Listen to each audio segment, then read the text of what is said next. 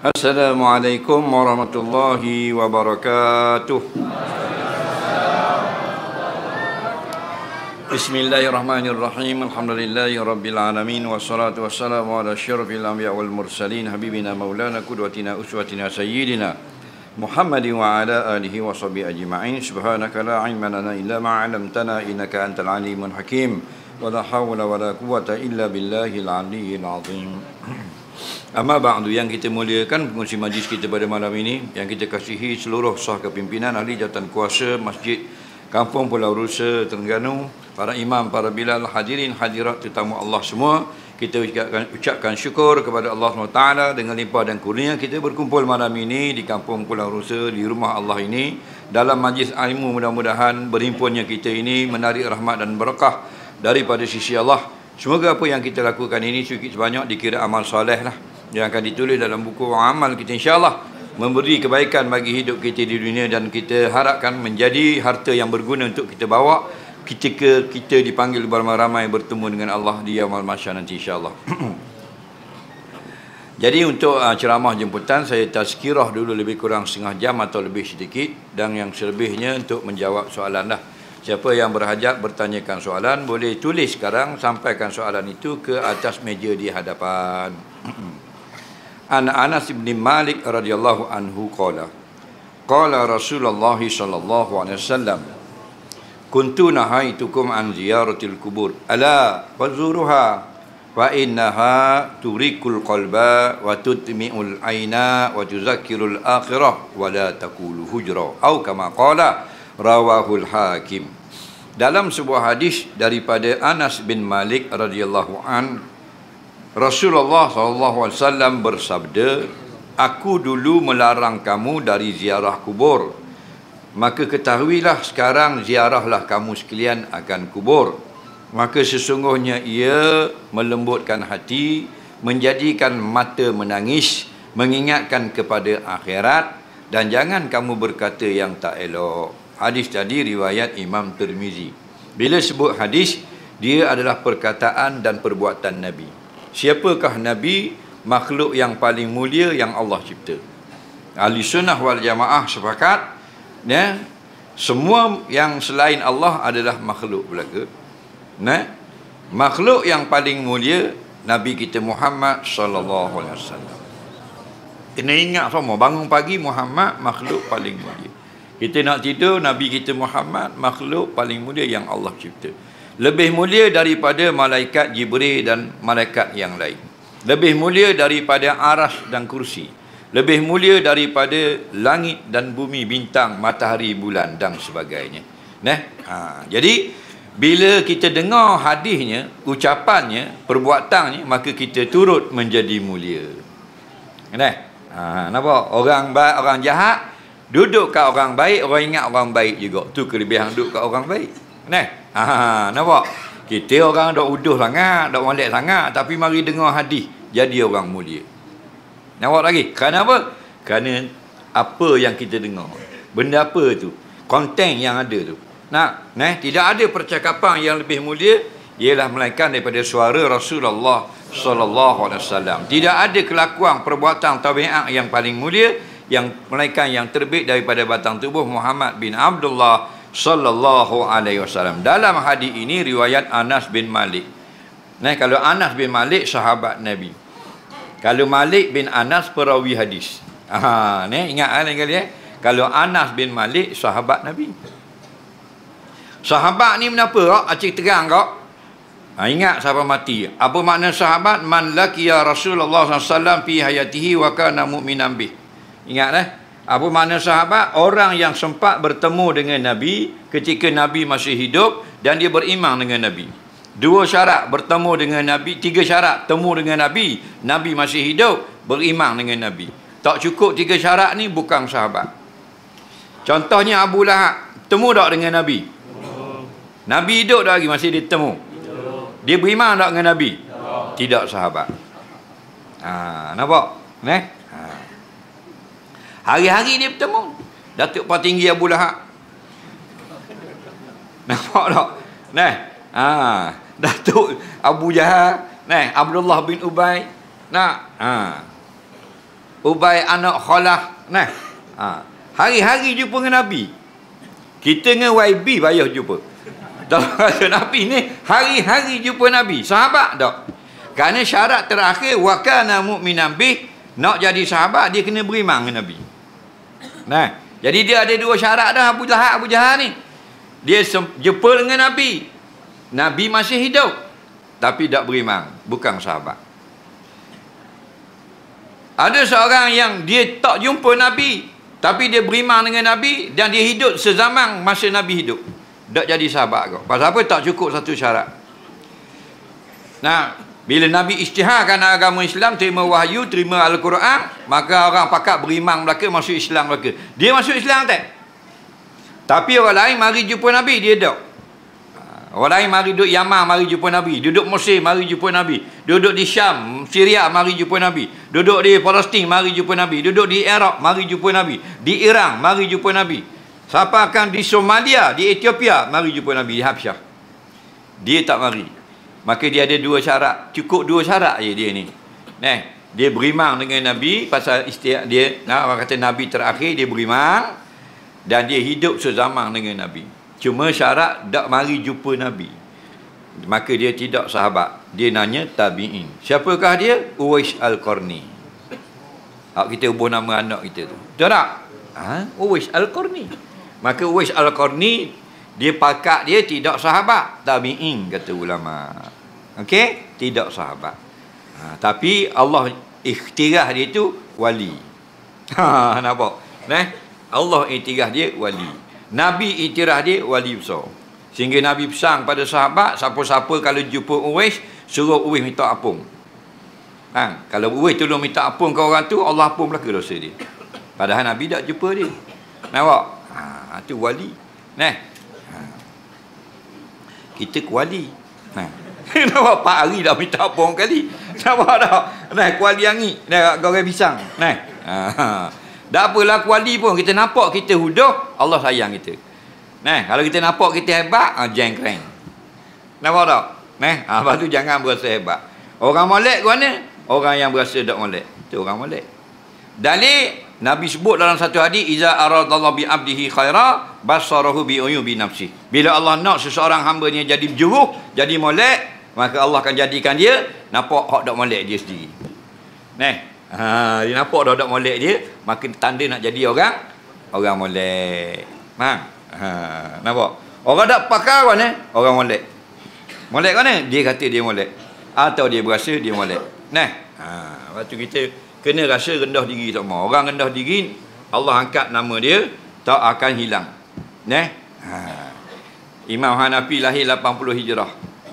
Imam Malik lahir 93 Hijrah. Imam Syafi'i lahir 150 tahun. Imam Hanbali 164. Empat orang ni 1200 tahun dah mati.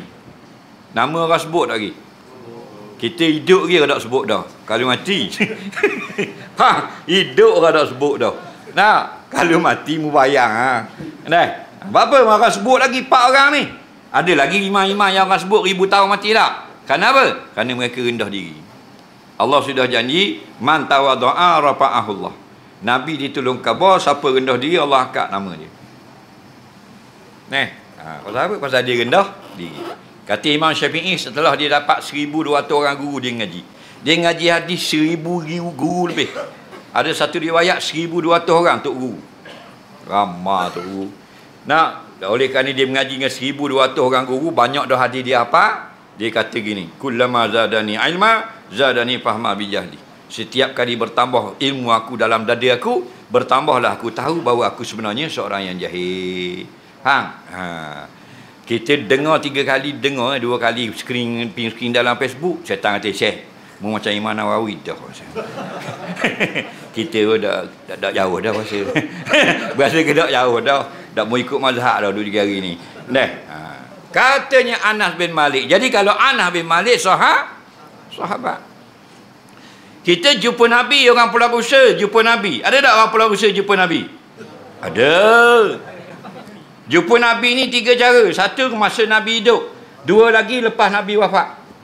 Okey? Lepas Nabi wafat ada dua. Satu ijma' ulama', satu khilaf ulama'. Benda yang ijma' jumpa Nabi dalam mimpi. Benda hak khilaf ulama' jumpa Nabi dalam jaga. Tak tidur jumpa Nabi. Ya qazah. Faham? Ada sabalah bab ya qazah tu. Ada ulama' kata tidak berlaku, ada ulama' kata boleh berlaku biiznillah dengan izin Allah. Tak payah bala. Serah pada ulama'. Kita tidak ulama', kita gaul seming dah. Faham lagi? Jadi kalau jumpa dalam mimpi orang pelawasa tak pelik. Cuma tak salah tulis dalam Facebook esok, saya mulai sekarang kena pakai title radhiyallahu anhu. Apa? Malam mimpi jumpa Nabi. Faham? Kita tanya Tok Guru jadi, Tok kata betul dah Nabi. Kena pakai RA belakang ni. Tak salah bodoh gitu. Faham? Kerana yang jadi sahabat jumpa ketika Nabi masih hidup. Nabi sudah wafat, kita jumpa dalam mimpi, jumpa yaqazah, tak jadi Nabi. Tidak jadi sahabat. Maka tadi sahabat namanya Anas bin Malik. Itu radhiyallahu anhu. Tapi kalau Malik bin Anas rahimahullahu ta'ala. Siapa? Imam Maliki. Tok Guru Imam Syafi'i. Tak, itu Malik bin Anas. Itu perawi hadis. Ulama' fiqh, ulama' hadis. Nah, kitab dia Al-Muwatta'. Ada 1500 hadis dalam. Kitab tu yang Imam Syafi'i hafal 3 malam. Dia nak beli ada pitih, nak apa orang tulis ada pitih. Imam Malik kalau tak ada kitab tak benar masuklah kelas. Faham? Maka Imam Syafi'i pinjam dengan kawan Muwatta' Imam Malik 1450 hadis, 3 malam hafal. Satu riwayat 2 malam. Kita boleh apa 1500 hadis. Umur 63 dah. Lagi megedum. Mana nak buat gua ni? Gerang tanah sekotak rumah. Nak tak alaihing. Tapi bukan orang Pulau Rusia lah, orang mana. Betul-betul Melawi jadi comel, betul tak? Allah dakwi kita mati Covid baru ni muncul dah. Kalau mati khas ni nak kata apa? Ni boleh dengar lagi, boleh mari sejik lagi, boleh sedekah lagi tak? Boleh wis semangat derma lagi ke Gaza. Tak? Rasa hidup lagi. Maka kata Anas bin Malik, Nabi SAW bersabda. Kalau Nabi bersabda, itu panggil hadis kaulin. Hadis kaul, hadis perkataan. Kalau Nabi fa'ala kaza wa kaza, Nabi berbuat demikian. Hak berbuat tak cakap. Itu panggil hadis fi'li. Hadis perbuatan. Maka kata Rasulullah SAW, kuntu qad nahaitukum an ziyaratil kubur. Kuntu adalah aku dulu. Adalah aku sebelum ni. Adalah aku sebelum daripada hari ini. Itu maksud kuntu. Adalah aku dahulu. Nahaitukum telah larang olehku. Kum akan kamu semua. An daripada ziyaratil kubur. Ziarah tanah perkuburan. Tak? Makna sini kata Nabi SAW, dulu aku larang kamu wahai sahabatku daripada ziarah kubur. Nampak? Jadi antara yang dalam satu lapah ada nasih mansukh hadis ni. Ada beberapa hadis lagi. Satu lapah ada nasih, ada mansukh. Hak larang mansukh, hak ayat hadis kemudian lagi fazuruha, ziarahlah sekarang. Itu nasih yang membatalkan hukum larangan. Bapa dulu Nabi larang? Kerana dulu baru masuk Islam. Bapa pula orang baru masuk Islam, dia terbawa-bawa hak dah zaman jahiliah. Ada hak sebelum Islam. Bapa adab sebelum Islam tak pakar belaka? Tak. Sebahagian ni boleh, sebahagiannya bercanggah dengan syarak. Sama dengan adab Melayu. Faham? Bukanlah kita bila kita hijrah, kita mendekati agama, kita ngaji, kita pergi dengar, bukan makna buang adat orang Melayu, bukan. Kena faham baik. Adat yang kita buang, adat hak dah betul. Adat yang tidak ada salah, kekalkan. Nampak? Ketika Nabi SAW melihat ramainya orang berbondong-bondong masuk Islam, termasuk sahabiah perempuan. Mereka ni masuk Islam yang perempuan-perempuan, semua ramanya dalam keadaan telinga pakai subang. Telinga ni tebuk lubang. Bubuh subang tebuk lubang. Maka tebuk telinga bubuh subang ni bukan sunnah Nabi. Bukan ajaran Islam. Bukan dari syariat agama kita. Tapi oleh kerana tidak salah, Nabi tak larang. Faham lagi? Itu dia antara adat yang dibenarkan. Sebab tu lah. Bab pakai subang ni ulama semua fatwa harus. Benda. Laki-laki puang. Perempuan. Faham lagi? Jadi perempuan masuk Islam. Daripada kafir masuk Islam. Telinga berlubang belaka. Nabi tak ada pesan. Mulai hari ni tak boleh tindik. Tak ada hadis. Oleh kerana tak ada hadis itu panggil takrirun Nabi. Faham? Kebenaran Nabi. Nabi tidak sebut. Nabi tidak eka. Menunjukkan benda yang dibawa ke dalam Islam itu boleh. Kerana banyak benda-benda yang dibawa dalam Islam Nabi larang. Kerana benda itu tak betul. Jadi kalau Nabi larang, benda itu tak betul. Kalau Nabi tak larang, benda itu boleh. Jadi kuntu dulu aku nahai tukum, aku larang kamu. Bila? Dulu tu. Kata ulama yang syarah hadis, masa awal-awal Islam. Terbawa-bawa. Orang jahiliah kan macam orang Melayu kau. Kan dia ada adat. Orang Melayu dia ada adat dia. Orang Filipina ada adat dia. Orang Siam ada adat dia. Orang Madura, orang Lombok, orang Bali, orang Jawa, orang Sumatera. Kan ada adat masing-masing. Betul tak? Orang putih cara dia. Adat-adat itu tak salah. Ukur dulu dengan kompas agama. Kalau betul, tak ada apa larangan, tidak bercanggah dengan akidah ataupun syariat, bawa lah. Tapi kalau ada percanggahan, tak boleh. Tinggalkanlah. Tak? Antara yang tak betul, kalau beranak, anak puang tak boleh pijak tanah. Lagi dah sampai 40 hari, tak boleh pijak tanah. Itu benda tu tak betul. Tak payah kita pakai. Kerana pantang dalam Islam ini adalah benda lain. Bila dia sudah beranak, dia sudah nifas, sama dengan haid. Dia tak boleh semayang, dia tak boleh puasa, tak boleh pegang Quran, tak boleh berdiam di dalam masjid, tak boleh bersama dengan suaminya. Faham? Hukum dia ada dah. Hak tu kita pakai. Antara adat-adat jahiliah, mereka datang dalam kubur meraung. Mari kubur meraung. Hukum meraung-raung dikubur ke di rumah dengan kematian haram. Ada hadis la'anallahu naihah wan niyahah. Allah Taala Nabi kata Allah melaknat perempuan yang menangis berteriak, mengangkat-angkat suara berlaku kematian. Wan niyahah, dan suara itu sendiri dilaknat oleh Allah.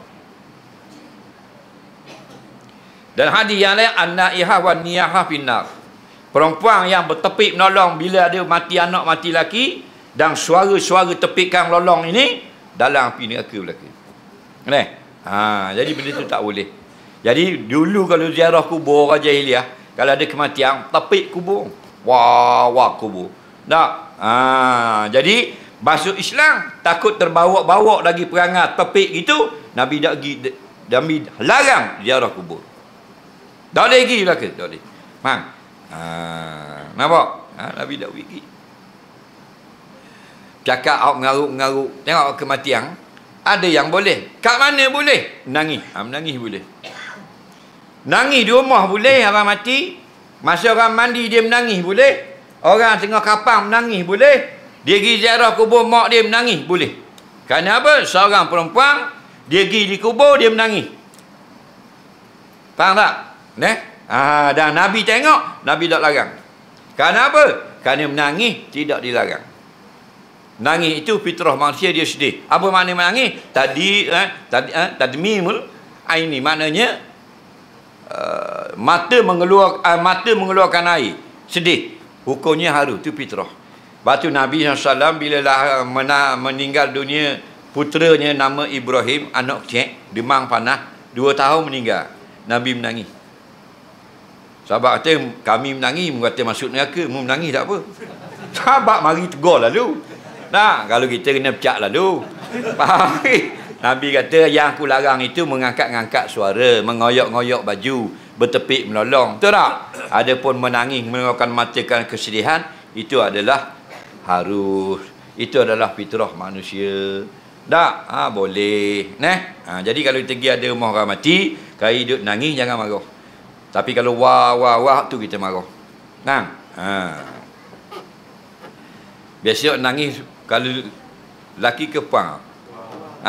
Puang kita tengok dalam berita kadang dalam TV kan. Tengok-tengok belah luar ke Indonesia ke, kadang-kadang di negara Arab. Tak, ada kematian nak. Wah, gulung di batin tak. Tu lah. Tu niyahah dia panggil. Nah, kat kita kurang gitu. Nah, tu niyahah tu waktu Tuhan lanak. Nah.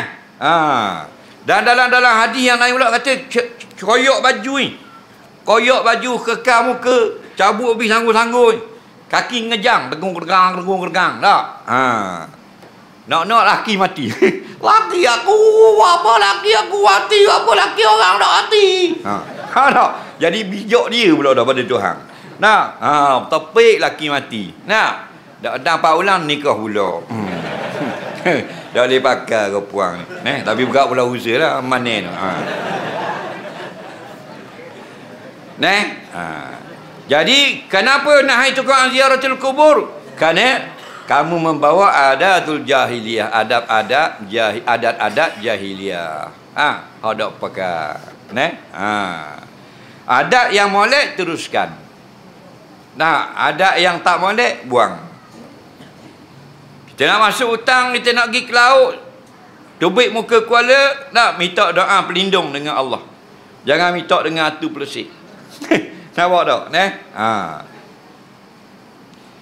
Dia ajar ke cucu dia benda yang tak pakai rawat.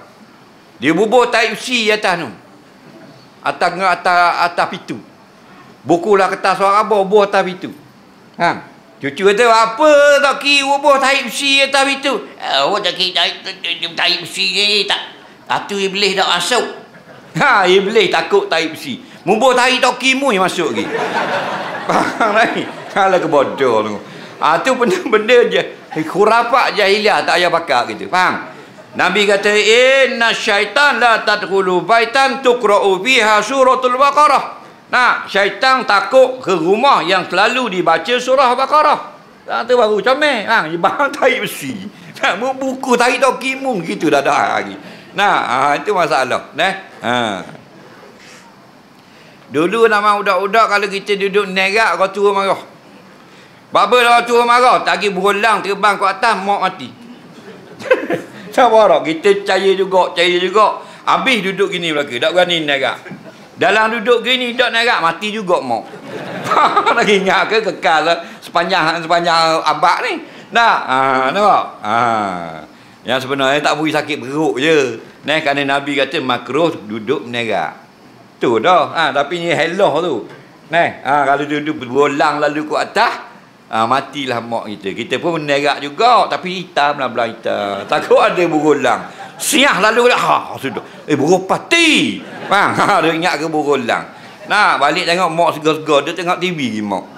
Takut ke mati. Jadi habis tak berani nerak, mati juga mak. Maka fazuruha dulu aku larang kamu ziarah kubur. Ketahuilah, fazuruha, ziarahlah kamu akan tanah perkuburan. Bahkan fazurha, kalau zurha kamu seorang cukup dah ziarah kubur, mewakili ramai-ramai. Tapi Nabi kata fazuru, bukan zur, tapi zuru. Apa bezanya? Kalau zur mu seorang dah lah. Fazuru, gi belaka tengok kubur tu. Faham? Dalam suruh gi belaka, dak gi juga kita. Betul tak? Pasal kita kerah kerok. Waktu kata ulama, kalau nak tengok kampung mana yang suka kepada akhirat, jangan tengok sejik. Sejik ramai orang, tengok kubur. Kalau kubur ramai orang, kampung tu suka akhirat. Kampung kita ramai ada orang pergi kubur. Ada dah, tak usah nak pelawak. Faham lagi? Paling ramai ngelas sekali tahun 90-an. Kubur paling besar, kubur sebelah Takir, kubur Syekh Ibrahim, kubur Tok Pelang. Kita bilang Tok Pelang hari Jumaat tahun 90-an ada lebih kurang 30 orang, 40 orang ziarah kubur. Faham? Syekh Ibrahim dalam 60, 50 orang ziarah kubur. Faham? 5,000 batu nasang. Leni 2023 4 orang hari Jumaat. Faham lagi? Pasal apa? Pasal saat ni kata Ibrahim bin Adham, likulli ummatin sanamun. Setiap umat ada berhala yang mereka sembah. Wa sanamu hazihil ummah ad-dananir wa darahim. Berhala umat Muhammad ialah pitih. Duk kerja pitih pagi petang siang malam. Faham? Siapa tak ada orang pergi kubur. Betul tak? Dan awak mana suruh ramah semula? Suruh Dr. Sam, Menteri Besar Umum kok radio. Faham? Mana-mana rakyat Terengganu ya, mulai 2024 1 Januari yang ziarah kubur akan dibayar di pintu pagar kubur oleh JPKK RM10,000 tunai setiap hari. Oh tengok Kalau kubur Pelarusa parking siapa? Ngecang. Faham? Tahu tak? Ke tak? Witi pernah RM10,000 tu. Mari RM10,000 tu diri tak duduk. Kalau duduk ngaji RM30,000. Oh tengok tak duduk rumah, duduk kubur biar mengisak. Sekop pergi kuda, hok ketung, noh kubur. Faham? Pasal apa? Pasal kita pagi petang tu duduk cari apa?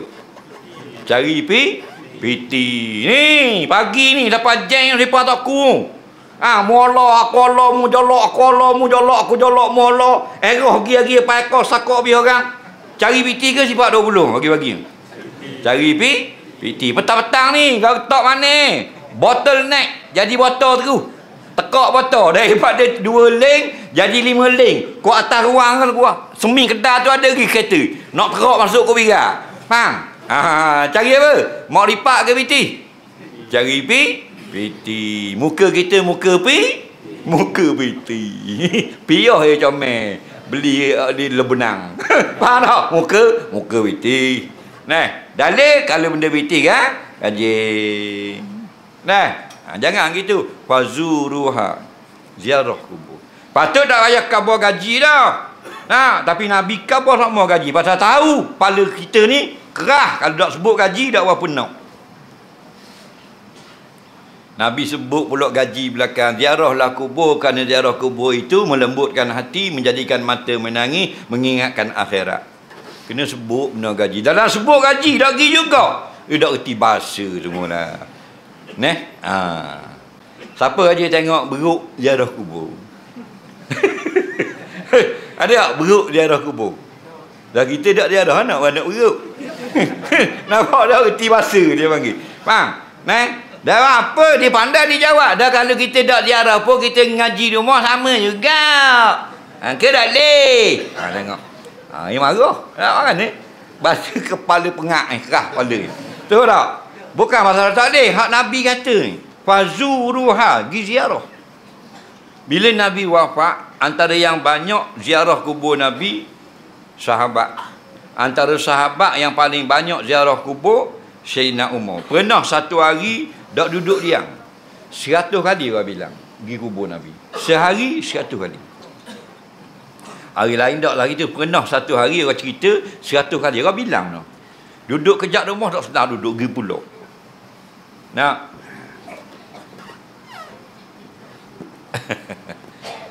Kubur kadang-kadang jauh. Kalau jauh alhamdulillah. Betul dah tadi kubur jauh, kubur mak ke mamang kita duduk sini. Tak apa dah kurang ziarah. Tak mengaji di rumah, doa di rumah. Ni taklah kampung tula kat kubur. Tak pergi. Rumah bini 4 kali sebetul pergi. Kubur mak beranak dia tak pergi. Anak beruk. Tak erti bahasa.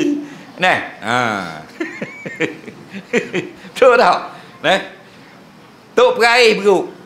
Duduk Pelarusa, ada beruk sekor, bubuh atas hendak motor.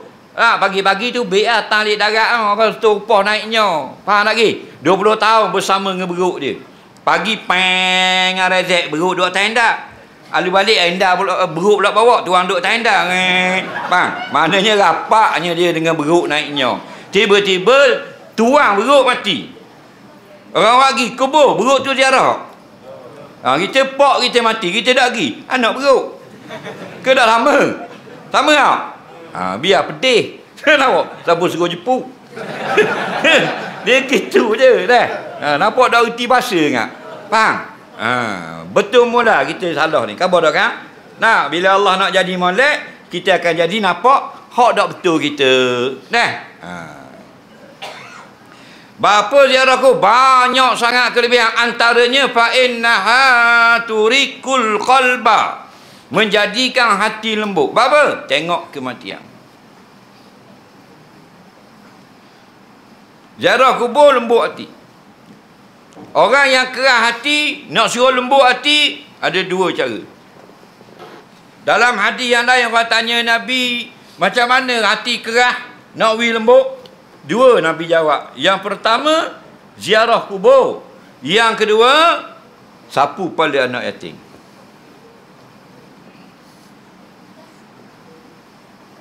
Anak yatim jumpa, ya, kalau dia pakai piyah, buang, sapu kepala dia. Ada satu hadis, sebanyak mana rambut dia kena tangan kita ni, 1000 rambut, 1000 dosa apa. Dan amalan itu melembutkan hati. Tahu tak? Kita kerah hati kita ni. PT 14,000 dalam bank. Tapi kalau wis sejik sekian, kerah hati mana? Hati kerah tu. Tak pakai rawat tu. Tahu? Kalau orang hati lembut, PT dalam bank ada 14,000, 1000 wis ke sejik. Ada 13,000 lagi, betul tak? Tak wis sekian. Sekian pula acur PT. Lebih lonyeng. Tak apa dah. Dah nampak muka dah. Gambar agung tinggal hidung aja. Buruk dah PT. Manalah bukan pula usaha. Tak? Itu hati kerah. Betul tak? Ziarah orang mati. Tengok orang mati. Tengok kapang. Tengok mandi. Tengok semayang orang mati. Tak? Itu nak lembutkan hati. Kerana hati kita ni kalau kerah, Allah marah. Jumpalah Allah nanti dalam keadaan hati kita lembut. Kita bakit lagi sebagaimana kita mati. Orang yang mati kerah hati, bangun kerah hati. Mati hatinya lembut, bangun hatinya lembut. Yub'asul kullu 'abdin yaumil qiyamah ala ma mata alaih. Dalam sahih Muslim, setiap hamba Allah akan dibangkitkan hari kiamat macam mana keadaan dia mati hari itu. Fa innaha turikul qalba, melembutkan akan hati. Waktu demiul aina, dan menjadikan menangis. Dah utuh apa menangis? Siapa menangis? Kerana ingat pada kematian, membawa kepada takut kepada Allah. Nampak? Pergi kubur tengok, ada benda, ada orang mari, sedih. Tengok, hebat-hebat dia ni, kaya ni. PT dalam Maybank ni, tabung haji 40,000. Maybank paling ke bank cak paling rima saja 200,000 dalam bank. Bang, tu paling rima, paling bewok, paling karun nak suri. Tak. Tapi gini kejadiannya. Tinggal 2 batang batu nisan. Tanya kedai berapa sepasang? 60 riyal sepasang. Bang, gini kejadian. Anak sekal harang tak mari. Itu melembutkan hati. Kapa bil mauti wa izar. Memadalah kematian itu sebagai penasihat bagi hidup kamu. Betul tak? Bab mati ni dia menjadikan kita tak laju sangat. Nabi kata, ingatlah benda yang menjadikan kamu perlahan dalam kerja dunia. Kematian. Tengok budak-budak rezek duk menerak highway kau 15 buah. Lakung seorang bahan ni lori tu biar tok kembur. Biar jadi slow biar. Kerana apa? Wa izar, memberi nasihat. Lagi boleh leak. Pijak aku boleh leak. Bang belakang lori otak kokok ngepurung. Baru slow habis. Kafa bil mauti wa izar. Cukuplah kematian itu sebagai memberi nasihat, memberi pengajaran. Bila tu? Bagi orang-orang mukmin. Tak jadi apa kau? Tak jadi apa kau? Ada masalah dengan hati kamu, ada nifak di dalam hati.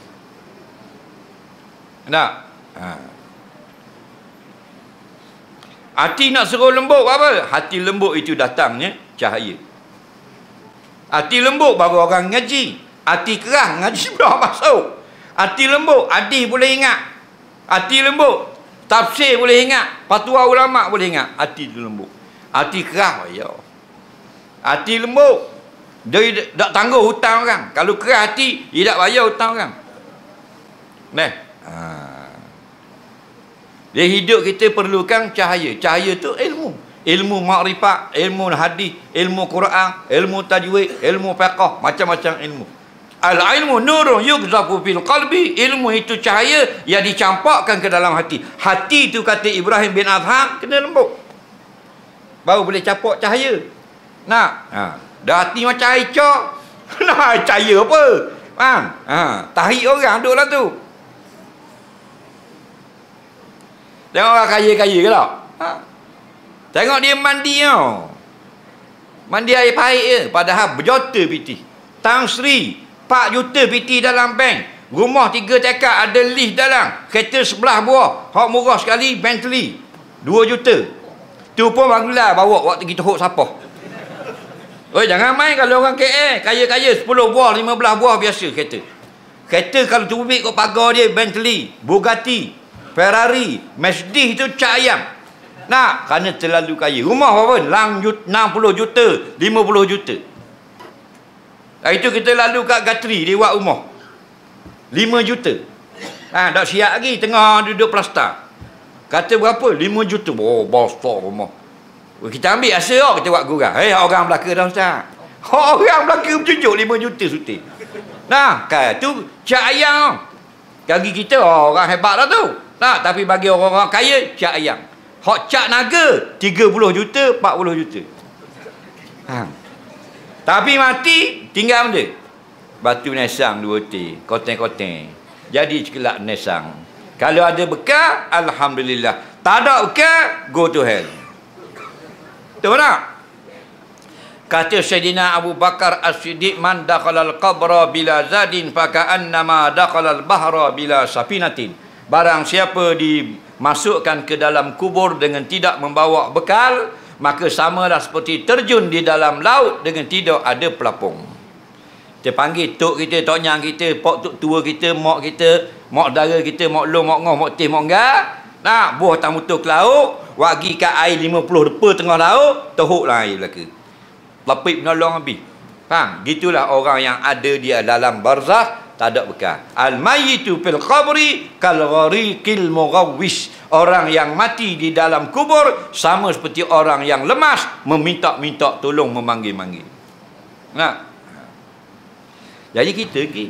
Bila kita pergi buat apa? Beri salam. Assalamualaikum ya ahlal kubur. Faham? Salam sejahtera atas kamu. Maksudnya, ya Allah, berikanlah kebaikan dan keselamatan, kesejahteraan kepada penghuni kubur ini. Lepas tu dapat pahala besar kau beri salam. Dalam hadis kata, waradda alaihi salam, mayat itu menjawab salam tersebut. Waalaikumsalam warahmatullahi wabarakatuh. Cuma kita tak dengar. Kita beri salam kepada mayat, mayat dengar, mayat jawab, kita tak dengar. Siapa lebih kuat pendengaran? Mayat ke kita? Mayat. Faham? Kita beri salam. Nampak wasallama ma min abdin muslimin marra bi qabri akhih. Nabi kata tidak ada seorang Islam yang pergi ke kubur saudaranya. Wa kana ya'rifuhu fi dunya, adalah dia kenal, masa dalam dunia dia kenal orang mati ni. Orang mati tu pun kenal dia. Faham? Wasallama alaih. Dia pergi tu, dia kata assalamualaikum ya ahlal kubur. Dia kata lagu tu. Illa arafahu, melainkan mayat itu kenal juga dia. Oh, mamak mari kubur aku. Wa radda alaihi salam, dan mayat itu menjawab salam. Jelas tak ke? Jawab salam. Mana mayat dengar tak kita beri salam? Kita dengar tak mayat jawab? Apa tak dengar? Sebab kalau dengar jadi dua mayat. Kalau mayat jawab Waalaikumsalam, lama mudah lah tak bagi kubur aku. Kena ramau. Kita bing boh. Faham lagi? Dua mayat jadi. Nah, jadi orang pun takut dalam tak dengar pun tak pergi kubur. Nah,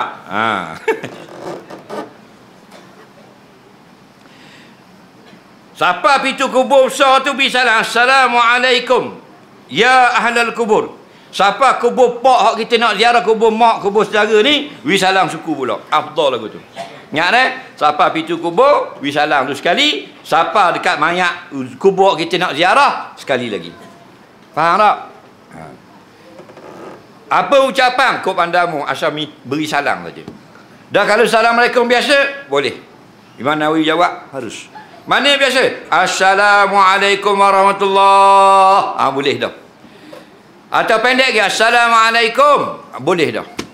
Dan yang afdal, yang Nabi ajar. Assalamualaikum ya ahlal kubur. Salam sejahtera atas kamu, wahai penduduk kubur. Okey? Hal lain lagi, Assalamualaikum ya dara qaumin mu'minin. Salam sejahtera atas kamu, wahai penduduk negeri orang-orang yang beriman. Faham? Kita tambah lagi afdal. As'alallahu lakum walana al-afiyah. Aku minta pada Allah agar berikan kebaikan bagi aku dan bagi kamu semua. Wa inna insya'allahu bikum lahikun, dan aku dengan kamu pasti akan berhimpun juga suatu masa nanti di alam barzakh. Tak? Tu. Sunnah. Dah. Siapa di kubur mak kita, assalamualaikum ya ahlal kubur, boleh. Assalamualaikum ya ummi, boleh tak? Ummi benda mana? Ibuku. Kalau kubur ayah kita, assalamualaikum ya abi, boleh. Okey? Atau assalamualaikum ya dara qaumi mu'minin pun boleh. Ya abi pun boleh. Mati tu adik kita, assalamualaikum ya akhi, boleh. Salam sejahtera atas kamu wahai adikku, atau wahai kakakku, betul lah ke dah tu? Okey? Lepas tu katanya ulama-ulama, kita baca Quran. Banyak mana ikut pandamu. Mu nak duduk 2 jam, baca 2 jam. Mu nak duduk 2 minit, baca 2 minit. Tak? Imam Hanbali kata baca surah Al-Ikhlas tak apalah. Baca surah Al-Ikhlas. Bismillahirrahmanirrahim. Qul huwallahu ahad, Allahus samad, lam yalid wa lam yulad wa lam yakul lahu kufuwan ahad. Bila kita baca Quran, di mana orang baca Quran, di situ turun rahmat.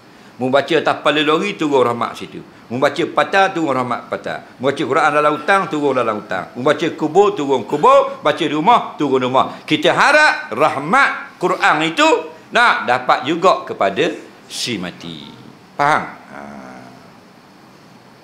Lepas tu kita baca doa. Doa benda yang terbaik. Doa agar Allah ampunkan dia.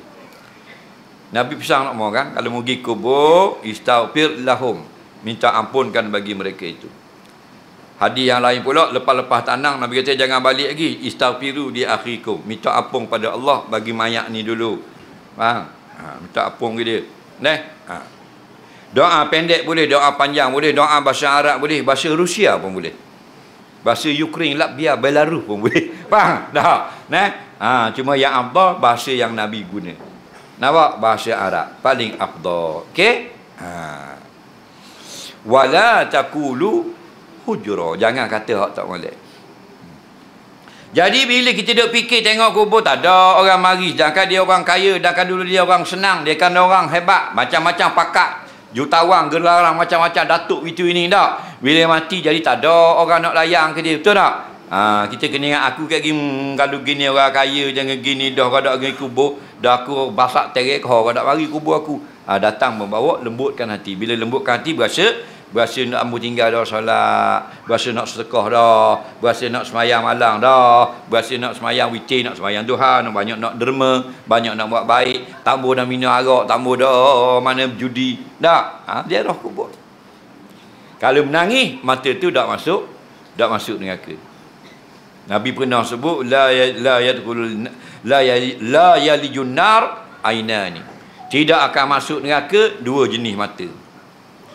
2 jenis mata tak masuk neraka. Mata yang pertama, ainun bakat min khasyatillah. Mata yang ketika dalam dunia, mata tu menangis kerana takut pada Allah. Kita pergi kubur takut tak? Takut tak? Takut Allah ke takut atu? Wah, bodoh tak mau kita. Muka dah lauduh, bodoh pula. Faham lagi? Lagi kubur takut Allah. Faham? Teringat kepada janji-janji Allah. Baik balas baik, buruk balas buruk. Jadi berasa takut ke Allah. Kita pergi kubur takut atu. Faham? Duduk dalam 2 minit, gini liar mata-mata. Dengar baik-baik orang Pulau Rusa, kubur tak ada atu. Kubur benda ramai. Roh. Okey? Kerana dalam hadis sebut roh. Roh orang beriman ada, roh orang kafir pun ada, roh orang jahat pun ada. Tu kubur. Tapi kita, mindset kita sudah diperbodohkan oleh cerita. Kita tengok cerita Cina, atu tubik kat kubur. Cerita orang putih, atu tubik kat kubur. Cerita Siang, atu tubik kat kubur. Cerita Melayu, atu tubik kat kubur. Akhirnya kepala otak kita, kubur, atu kubur. Faham lagi? Jadi pah tua gitu. Dah ada alu kat kubur apa? Ada atu. Atu korok mu. Mana ada atu? Dah kata roh. Kan dia letak jasad. Bila dia letakkan jasad, kubur orang beriman. Bila dia letakkan jasad, rusung wak mari di rumah, roh ni baru turun dari langit dalam kitab hadis. Okey?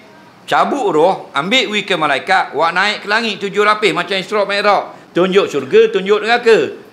Orang duk sibuk mandi tubuh ni, ngekapang semayang, lepas tu usung lagi kubur. Bila siapa kubur, dalam kitab Sahih Ibn Hibban, diturunkan roh dari langit, letak dengan kubur sejauh mata memandang.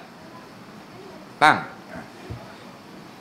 Lepas tu bubuh di sebelah jasad. Ada satu riwayat di selah kain kapang ni. Kerana nak datang muka wanaki bertanya soalan. Jasad saja tak boleh jawab.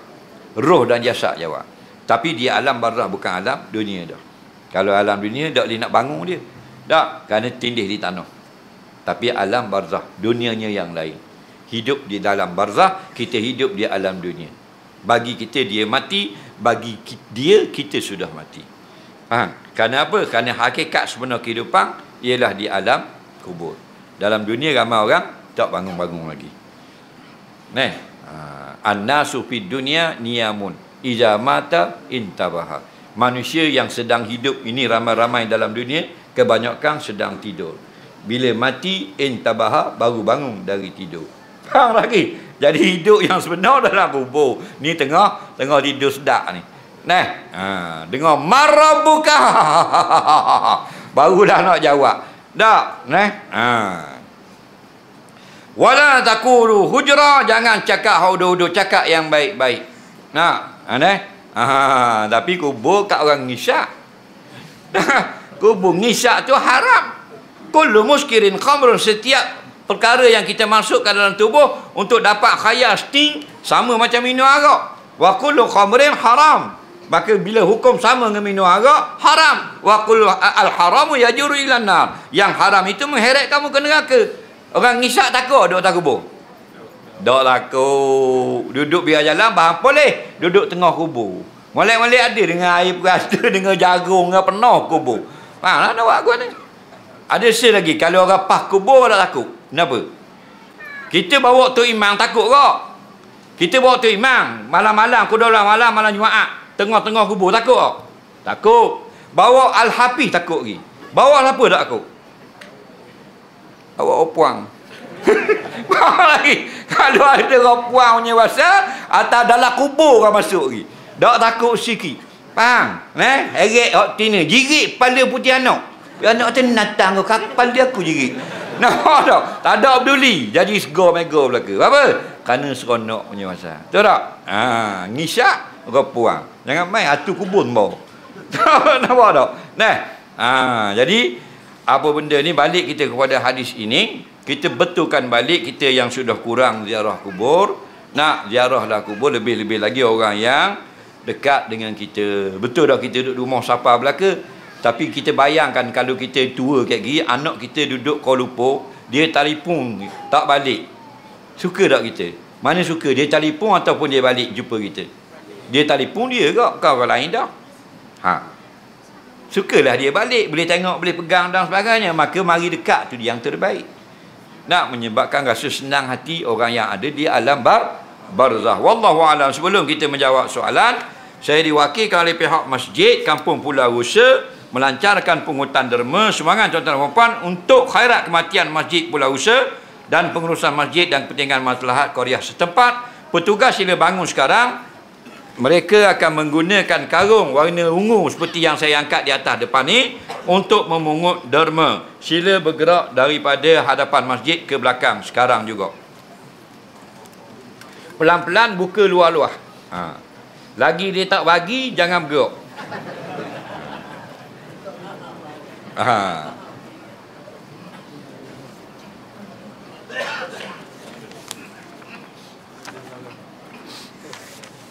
Bagi yang nak beri sumbangan kepada Masjid Pulau Rusa melalui online, Masjid Pulau Rusa menggunakan bank rakyat. Nombor akaunnya 2204 274431. Bil TNB Masjid boleh bayar juga. Nombor akaun TNB 2206 17390710. Atas nama pengurusi jawatan kuasa Masjid Pulau Rusa. Kutip sampai habis, sampai belakang dan luar-luar sana.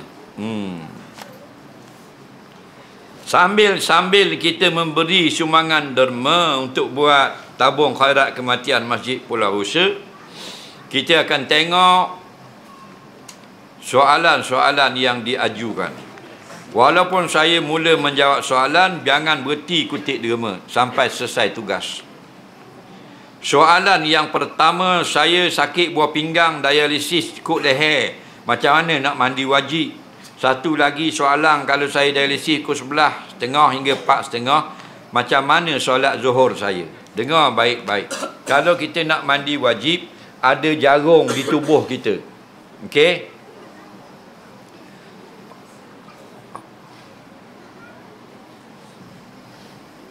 Kalau ada jarum masuk di tubuh kita gini, ni tubuh lah, masuk gini senang, tak ada plaster. Mandi macam biasa, mandi ambil air, cebok, mandi. Faham lagi? Siapa dekat jarum ni buat perlahan dengan air. Ambil air, buat perlahan. Okey, kalau jenis ada plaster, jarum, plaster, ni macam hospital ni. Okey, mandi macam biasa, lepas tu taruh hok ni kediang kali. Mandi rata belaka dah, taruh hok ni kediang sekali. Siapa gelerang hok ni buka sebelah. Jangan cabut jarum. Okey, ambil air sapu. Lepas tu delak dengan tisu lain. Tutup, buka belah ni balik. Okey? Buat dah. Ni buat pula belah ni. Kalau tak boleh dah ni plaster lama, cabut, biar nampak jarum saja, ambil air sapu gitu. Lepas tu ambil tisu lap. Jangan awak ngasah. Ambil plaster baru, tepek. Tak ada plaster, DIY belombok. Dah. Betul tak? Dia boleh buat gini. Lepas tu sah mandi junub. Boleh tak? Boleh. Kemudian pula 11 pagi sampai pukul 4 petang habis zuhur. 4 petang masuk bang asar habis zuhur. Jawabnya semayang masa dialisis boleh kalau ada ingatan. Dialisis duduk mana? Duduk tertang semayang sah. Semayang isyarat. Nabi kata salli qaiman, semayang wajib berdiri. Fa illam tastati' fa qa'idah. Tak boleh berdiri baru duduk. Boleh tak orang dialisis nak semayang macam biasa? Tak boleh. Semayang macam mana mu boleh? Duduk tak kursi nyanda itu. Sah. Katakan macam kita dia tak kursi gini. La yukallifullahu nafsan illa wus'aha. Allah Ta'ala tak wajibkan mereka apa yang kamu boleh buat. Boleh duduk gini boleh. Allahu Akbar. Faham? Buat. Bismillahirrahmanirrahim. Baca betul jangan Baqarah pula. Rokok boleh tak biasa? Tak boleh. Dialisis. Allahu Akbar. Tunduk kepala gitu. Sami Allahu liman hamidah. Allahu Akbar. Subhana rabbiyal a'la. 4 rakaat macam biasa. Faham? Boleh je. Tengah buat kali. Yang tak wajib puas semayang bila tidak ada akal, tak ingat benda, kena bius. Lagi ingat, buatlah sekadar isyarat pun sah. Okey? Lepas tu nak pergi dari sini, ambil uduk dulu.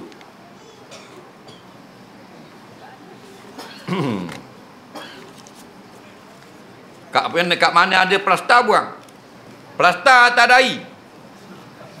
Bini bahang latu-latu. Bodoh.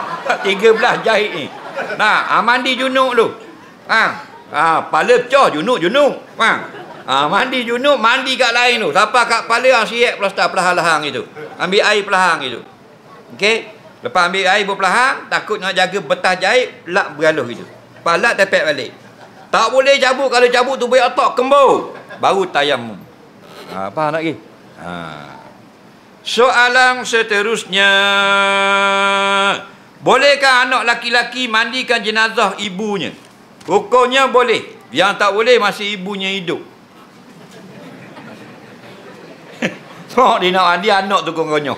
Nampak? Tak boleh. Melainkan darurah. Ad-darurah baru tubihul mazurah. Baik. Boleh. Berlainan jantina mahram memandikan jenazah yang berlainan jantina. Maknanya kalau sama mahram boleh kita berlainan jantina. Kalau bukan mahram tak boleh. Okey. Cuma yang afdal sama jantina. Okey, bila mak kita mati, tukang mandi perempuan lain yang mandikan. Tapi kalau tukang mandi itu perempuan, anak beranak kita lebih afdal. Kerana yang paling afdal orang paling dekat dengan si mati. Tapi kita tak pakai sekarang adik-beradik tak, pakai orang luar, tak apa, hukumnya harus. Cuma kalau anak laki-laki nak mandikan ibu, suami mandikan isteri, isteri mandikan suami, faham? Hukumnya boleh sahaja. Afdalnya tidak. Faham?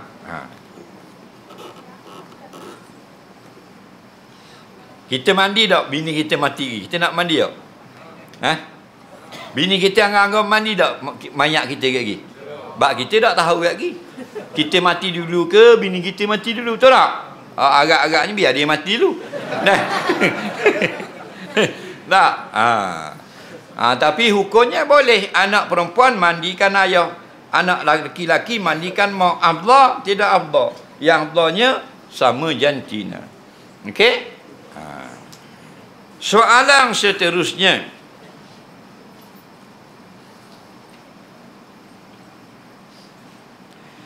masjid kiblatnya telah dibetulkan di bahagian dalam, sengit ke kiri sikit. Bahagian belakang masjid tidak letak tanda beritahu ada perubahan kiblat. Bila hari Jumaat orang semayang di luar salah kiblat, apa yang patut dilakukan? Kita kena beritahu makluman.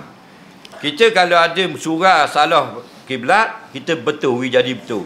Cara nak betul dia tu pemberitahuan. Kalau zaman dulu orang beritahu. Zaman ni orang tak beritahu, tak apa dah, orang buah orang masjid. Orang faham dah.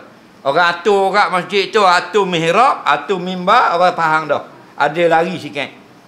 Cuma kalau kita beritahu lebih baik. Tapi kalau kita buat dalam saja, luar kita tak buat, nyanyi orang duduk luar. Dia semayang salah.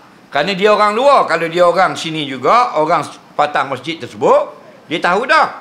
Kalau orang luar, salah. Maka kita sebenarnya wajib memberitahu. Kerana syaddul zara'i itu wajib.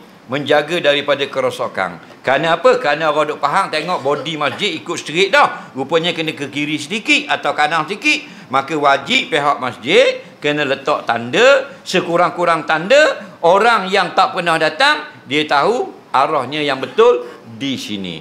Soalan seterusnya,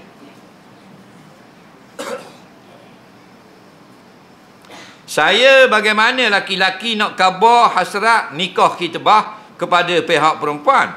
Jika saya terlanjur jima isteri, adakah batal khitbah? Wajib beri nafkah. Dengar baik-baik. Nikah khitbah ni gini, nikah tapi tak mau beri nafkah. Dalam basic hukum bernikah, apabila kita berkahwin dengan seorang perempuan, ada dua benda wajib. Yang pertama mas kahwin, yang kedua nafkah. Bila wajib mas kahwin? Selesai akad nikah. Aku terimalah nikahnya dengan mas kahwin yang tersebut itu. Aku mana tu imam? Sah. Tu bila? Sah. Tu siap? Sah. JKK? Sah. Sah nikah. Wajib mas kahwin. Faham lagi? Nafkah? Tak wajib lagi. Bila wajib beri nafkah? Bila isteri dihantar duduk dengan suami. Faham tak? Suami duduk di mana? Ni orang Pulau Rusa, suami orang Pulau Kambing. Dia tak main dengan yang barang-barang nak menatang kamu. Nah, puang Pulau Rusa, lelaki Pulau Kambing. Okey? Contoh, nikah hari ni hari ni hari Selasa. Nikah hari Selasa. Bila nak mengatur pengantin puang rumah kat lelaki? Hari Khamis ni. Maka hari ni hari Rabu, tak wajib lagi nafkah. Bila wajib nafkah? Esok setelah pengantin perempuan masuk dalam rumah lelaki. Faham lagi? Dia panggil tamkin. Kalau bulan depan lah. Contoh sebulan tangguh. Hari ni nikah, bulan depan ngatar. Maka sebulan ni mak ayah dia tanggung segala-galanya. Sebulan ni mak ayah dia kena beri makan, nak makan minum, pakaian, tempat tinggal, ubat-ubatan. Faham tak lagi? Jadi bila atar rumah dia bulan depan, ayah dia dah wajib dah beri makan belanja gitu. Ini wajib atas suami, suami tak beri berdosa. Jadi dia nak nikah ni tak mau beri nafkah lagi. Dia panggil nikah khitbah. Orang Kiana panggil nikah gantung. Faham tak lagi? Nikah dah gantung lagi. Dah duduk sama lagi. Tak ada masalah. Dah dia nak khabar gana kepada pihak pengantin perempuan. Manalah aku kenal mu khabar diri. Kita nak khabar mana kita? Dah mu tahu dah kan? Khabarlah ke mak dia. Kita mak cik, pak cik, kita nak nikah ni dah duduk sama lagi. Faham tak lagi? Jadi 2 bulan tangguh barulah mari duduk dengan kita. Dia setuju. Awak tak setuju, tak boleh. Kena sama-sama sepakat. Okey. Janji setujulah. Pak dia kata okeylah. Duduk dengan hamba dulu. Sebulan depan baru ngata. Maknanya pak tu kena reti tak? Selama duduk dengan mu dak atas lagi, mu wajib tanggung makan minum, pakaian, tempat tinggal, ubat-ubatan. Faham? Bulan depan baru tak payah. Tetapi dalam masa sebulan itu pergi jumpa 2 ekor ni. Dia buat pakatang. Lagi pula kapah. Faham lagi? Tidur dalam sele, dalam kemah. Terjadilah apa yang terjadi. Kuru-kuru. Faham? Nampak? Nah, faham lagi? Maka wajib dah tanggung. Pasal berlaku jima. Faham tak? Beres. Ustaz tengah ngajar, kita baru sampai masjid, kena tak semayang sunat masjid? Kena faham tak apa makna sunat? Sunat ni ma yusabu fa'iluhu wala yu'aqabu tariku. Siapa buat dapat pahala, siapa tak buat tidak berdosa. Jadi mu nak buat juga silakan. Orang tengah ngajar semayang 2. Jangan depan orang, nak bagi depan ustaz. Allahu Akbar. Parah. Jadi biadab namanya. Okey? Dia semayang tahiyat masjid ni dia boleh di masjid saja. Mana masjid? Ruang dewan utama dan tepi-tepi ni orang panggil lambu. Tak, kalau dalam kitab-kitab fiqh hari masjid, beranda masjid, hukumnya sah dah. Faham? Jadi kat tak ada orang belakang-belakang sikit mayang tahiyat masjid, lepas tu duduk dengar. Tak, hukumnya harus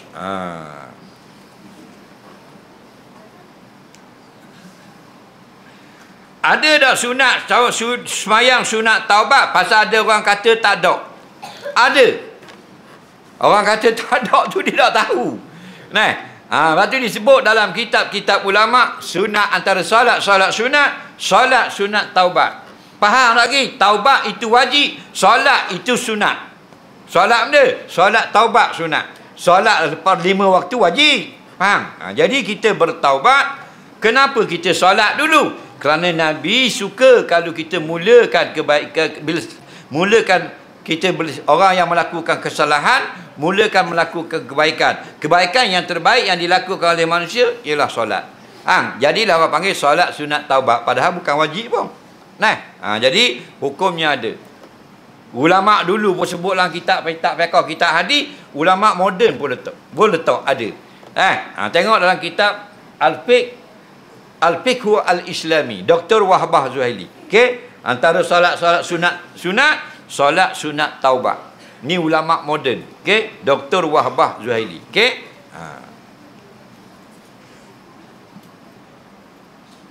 Dalam semayang ada 4 tempat angkat tangan. Tolong jelaskan. Saya ingin tahu. Oh, musang dia ni. Nak tanya ingat musang. Okey.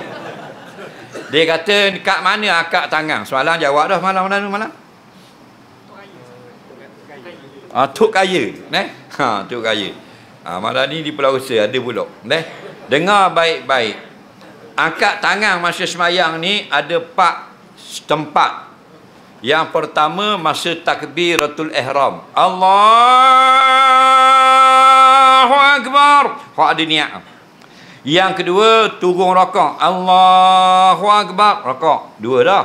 Yang ketiga naik dari rakaat. Samiallahu liman hamidah. Yang keempat naik dari tahiyat awal ke rakaat ketiga. Ingat lagi ya? Hak lain tak ada akad tangan. Ada orang nak rakaat bangun akad among. Jubah mesti ya kan? Dia jubah saja. Dia tak mau mengaji. Tak apalah. Baik pada tak mari langsung semayang. Banyak salah dulu. Try and error dulu. Betul tak? Lama-lama kau pandai. Lepas tu suruh mari dengar. Ni suruh mari ngaji tak hari. Mari dengar tak. Kuliah subuh tak ada muka dia. Kuliah duha tak ada. Kuliah dohor tak ada. Kuliah garik tak mari. Awak ceramah tak mari. Panggil Tok Guru Indonesia mari. Tak mari kat dia. Tok Guru Patani tak mari. Panggil orang Mesir, Irang pun tak mari kat dia. Sibuk no dia. Tak? Macam-macam alasan. Betul tak? Dari muda duk layang drama. Tengok drama. Dari zaman 80-an tengok ke drama. Sampai ni jadi tok orang. Putih bulu tiup. Duk layang drama lagi. Kena tipu lah ke? Acu hero nak kena cekek dia tu kopek. Bersambung malam esok. Sambung pula. Bang, suspend tunggulah. Bang, bodoh kita. Lala masuk kubur ada bekal benda. Nah, akidah pun dah tahu, sifat Tuhan pun kita dah mengaji, alarang dah tahu ke benda.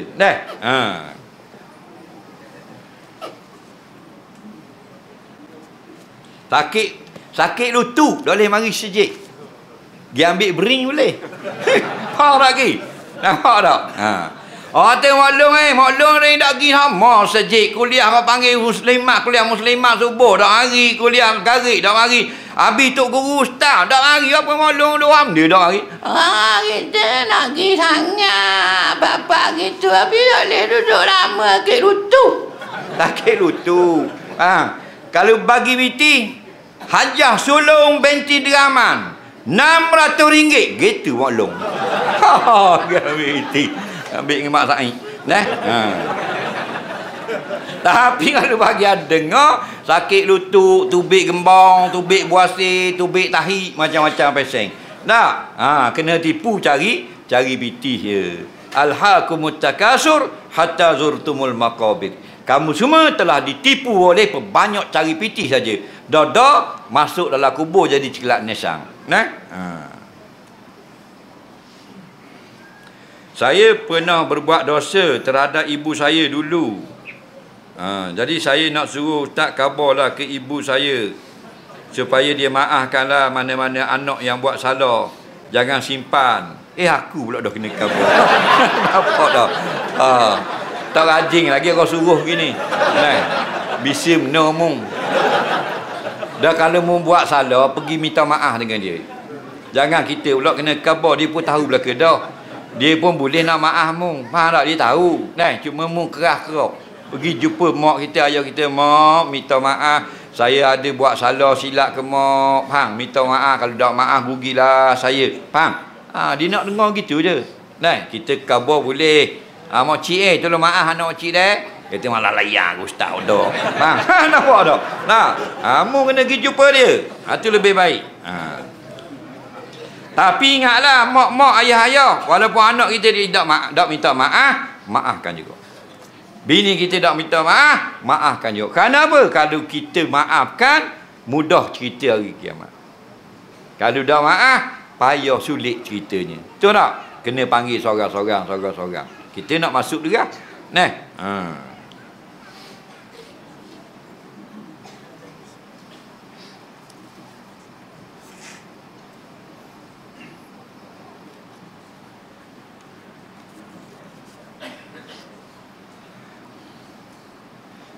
Seorang anak menyebabkan kematian ayah kerana kemalangan kereta yang dibawanya.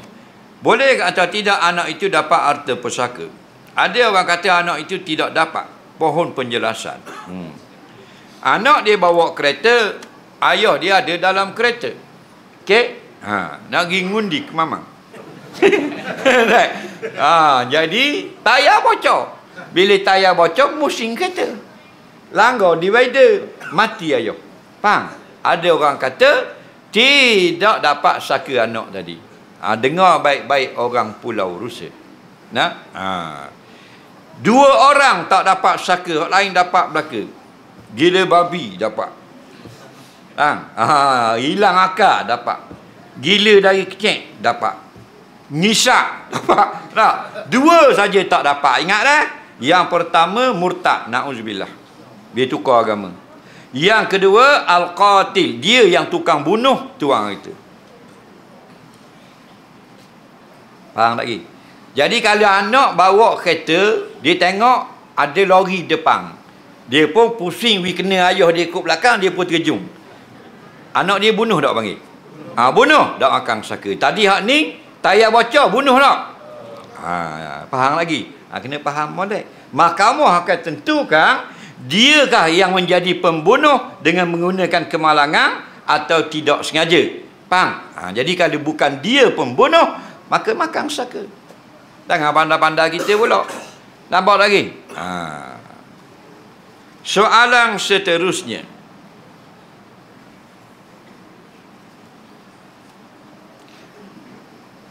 Orang perempuan dalam haid pergi ke tanah perkuburan. Apakah hukumnya? Hukumnya tidak dilarang. Yang dilarang perempuan yang haid masuk duduk dalam masjid. Lalu saja boleh, berhenti tak boleh. Orang puan haid masuk dalam masjid pasal nak ambil anak kucing kereta, tinggal, boleh masuk. Yang tak boleh ada orang ngajar yang mari duduk dengar, haram. Okey. Tadi kuliah duha, dia duduk, ada ustazah menyampaikan kuliah. Habis kuliah pukul 10.30, muslimat pun keluar. Nitah jalan sampai kat kereta, tinggal anak kucing dalam masjid. Nak litah mari mula razak. Kejut razak haid. Faham lagi? Boleh tak haid tu masuk dalam masjid? Boleh. Bukan masuk nak duduk, nak ambil anak kucing tinggal. Faham lagi? Harus. Jadi kubur tak ada larangan. 10 perkara yang diharamkan atas perempuan haid nifas, tak ada pun kata pergi kubur. Nah, jadi boleh pergi kubur. Wisma dari imam boleh pergi. Faham lagi? Tak ada masalah. Apakah hukum makan mata lembu mentah? Pula dah. Tak cukup mata ikan, bahan mata lembu pula. Makan mentah ini tanpa dimasak, kalau benda-benda yang jenis semelih, benda-benda binatang, makruh. Makruh tak masuk. Sunnah Nabi masuk. Tapi tidak haram. Bila tidak haram, tak memudaratkan. Kita berenang dalam ombak laut, ada anak udang alun-alun, netik dalam mulut, bismillah halu. Faham lagi? Hukumnya harus bila? Jika tidak menjudikan lekat tekuk. Kalau udang tu besar, haram. Apa? Sombok dia tu boleh cocok tekuk. Mudarat tak boleh. Faham? Mandi sungai, anak ikan lalu besar-besar tu aluh. Faham? Besar-besar ikan bilis tu. Masuklah tapak tangan pun halu. Faham? Hukumnya makruh, tidak haram. Okey? Sunat kita masak di atas api. Okey? Dan mata lembu boleh makan tak? Najis ke tak? Tidak najis. Yang tak boleh makan, tahi lembu. Tahi lembu gaunnya, tak boleh makan. Bolehkah satu semayang sunat dibuat 3 niat sekaligus seperti semayang sunat duha, wuduk, taubat dan sebagainya? Boleh atas yang kata boleh, tak boleh atas yang kata tak boleh. Pendapat pertama, kena buat suku-suku. Pendapat yang kedua, boleh digabungkan 2 niat satu solat. Kita solat 2 rakaat, niatnya 2. Niat tahiyat masjid dan sunat subuh. Ada ulama yang membolehkan. Antaranya Syekh Ramli dalam kitab An-Nihayah, syarah atas kitab Minhaj Talibin. Okey? Tapi yang sampai 5-6 itu sebaiknya kita tidak lakukan. Kita yang 2 ramai ulama fiqh membenarkan. Tapi yang terbaik kita buat suku-suku. Kerana kaedah kita aksaru fi'la aksaru sawaba, lebih banyak buat, lebih banyak pahala. Soalan seterusnya, apakah hukum ibu bapa memukul anak sampai mati? Boleh. Boleh, dosa.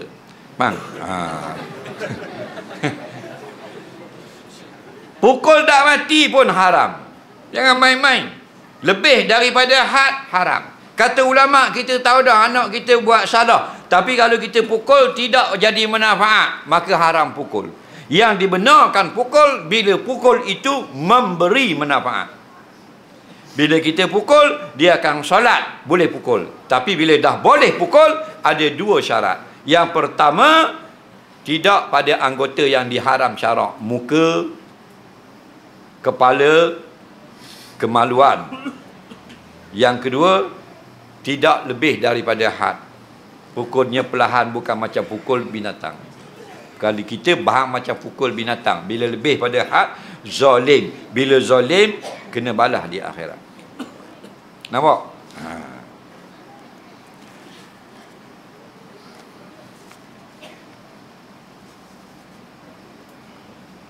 Ada orang baca tahiyat akhir Sayyidina Allahumma salli ala Sayyidina Muhammad sampai innaka hamidum majid. Dibuatnya setiap kali semayang. Bagaimanakah semayangnya itu?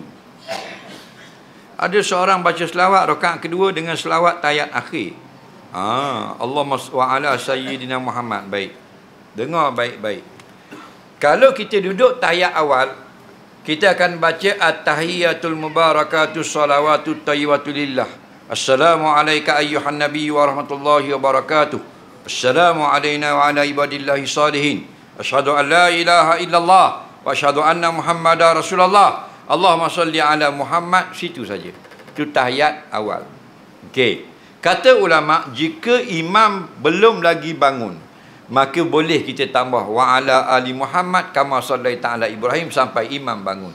Kerana berdiam diri itu tidak aula, tak cantik. Yang lebih aula kita menyambung zikir termasuk baca tahiyat sampai habis. Hukumnya boleh.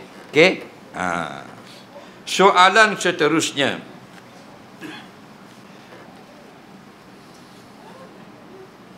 Kenapa isteri saya tak bagi saya keluar malam?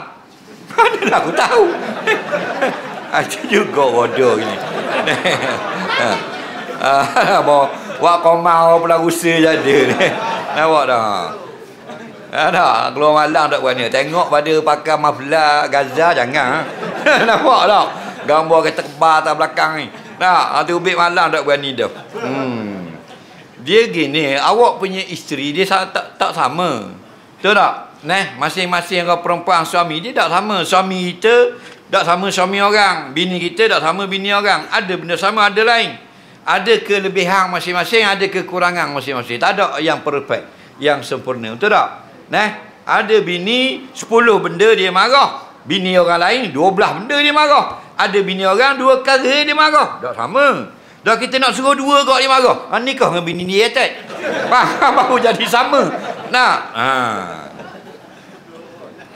Orang lah orang puang dia takut kita kahwin ramai. Faham lagi? Hak tu. Yang kedua, kita banyak tak ada di rumah. Bila tak ada di rumah, dia nak kita ada di rumah. Bila dia nak ada di rumah, caranya janganlah beri kita keluar. Bila dia tak beri kita keluar, betul ke tak? Bini kita tak suka kita keluar, marah kita keluar. Betul tak tindakan dia tu? Betul lah. Pasal laki dia. Yang tak betul, dia tak beri laki orang tu, baik. Betul tak? Dah laki dia. Dia suka laki dia duduk di rumah. Dia nak laki dia banyak dengan dia. Faham? Dia nak tak suka laki dia tu baik luar bercakap, bersembang begitu begini. Betul tu dah laki dia. Cuma kita kena pandai. Faham? Takat mana kita nak uruskan, lagu mana kita nak selesaikan, kena pandai. Ar-rijalu qawwamun 'alan nisa. Suami itu pemimpin. Nah, kena bijak sikit. Yang tak betul laki orang yang nak jaga. Jangan we to be. Baru tidak betul. Bang, jadi bila bini kita dah marah kita menikah, marah berjalan hok mau, betul dah tu. Faham? Jadi cakap molek dengan dia. Mu tak dang tu be pada buat benda balik-balik dah. Kira nak terekang tadi dia. Soalan seterusnya. Tiba-tiba kemilang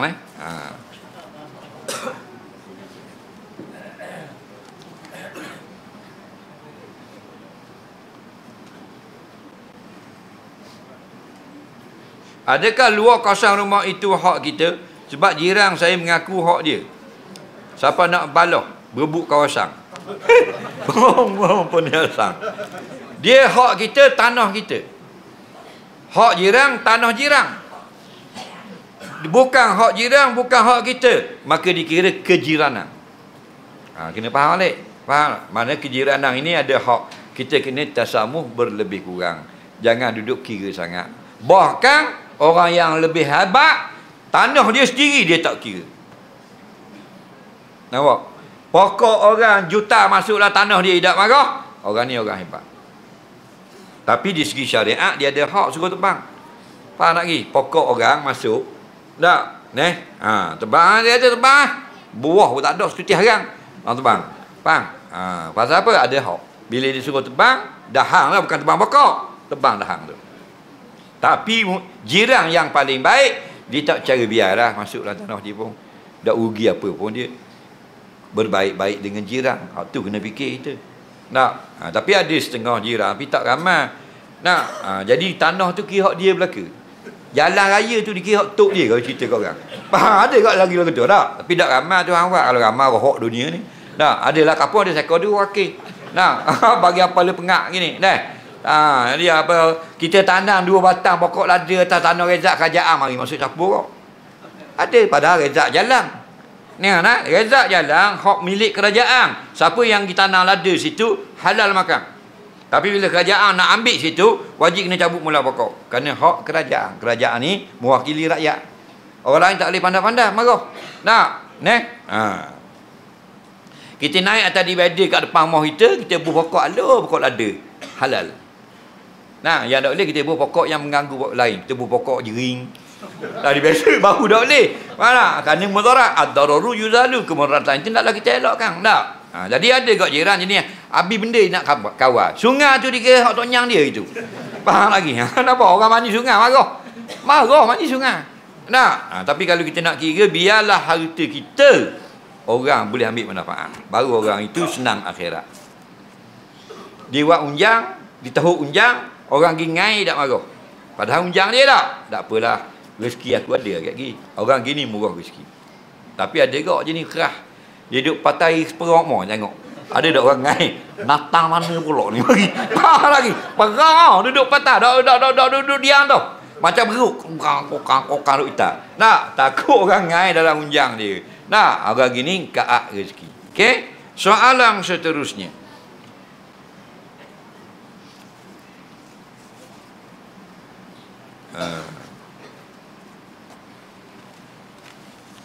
Apakah hukum semayang pakai cicing? Tidak sah. Semayang pakai cicing saja, tak pakai seluar. Ayah pakai cicing, point batu kotak-kotak mana sah? Tak, taklah pakai seluar. Pakai seluar tak ada masalah. Dengar baik-baik. Syarat sah semayang, ngadap kiblat. Dan mengadap dalam kiblat, ngadap. Syarat yang kedua, suci daripada hadas. Ambil wudu dah? Ambil dah. Syarat yang ketiga, suci dari najis, badan pakaian tepat. Suci dah. Syarat yang keempat, menghadap kiblat. Menghadap kiblat dah. Syarat kelima, tutup aurat. Pakai belaka dah. Sah. Dah pakaian? Pakaian, tak masalah. Nak? Tok Imam pakai baju hujang TMB. Sah. Siapa dah? Nah, sah. Ropuang pakai baju aerobik. Sah. Asal tutup aurat. Cuma orang perempuan makruh semayang pakai ketat. Bukan haram makruh. Yang haram itu dia pakai ketat, orang lelaki nampak. Itu haram. Jadi pakai cicit tak ada masalah.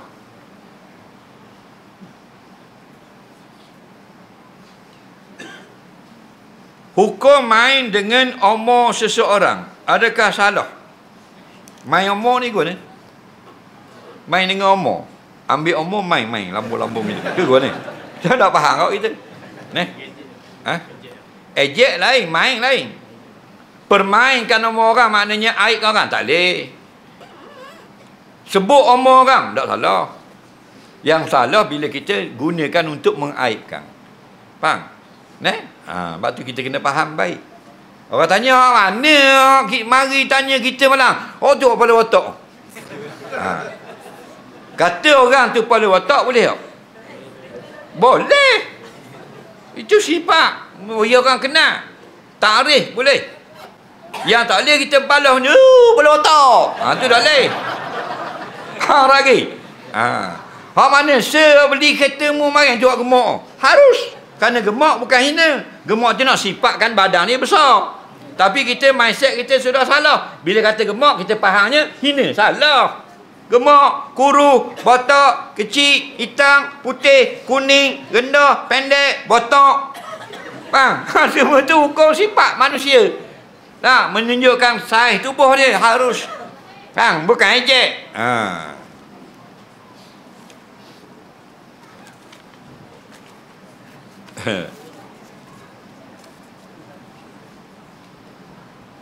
Mak dengan anak bagaimana aurat? Mak wajib pakai kain. Atas tak wajib tutup, sunat tutup. Mak dengan anak.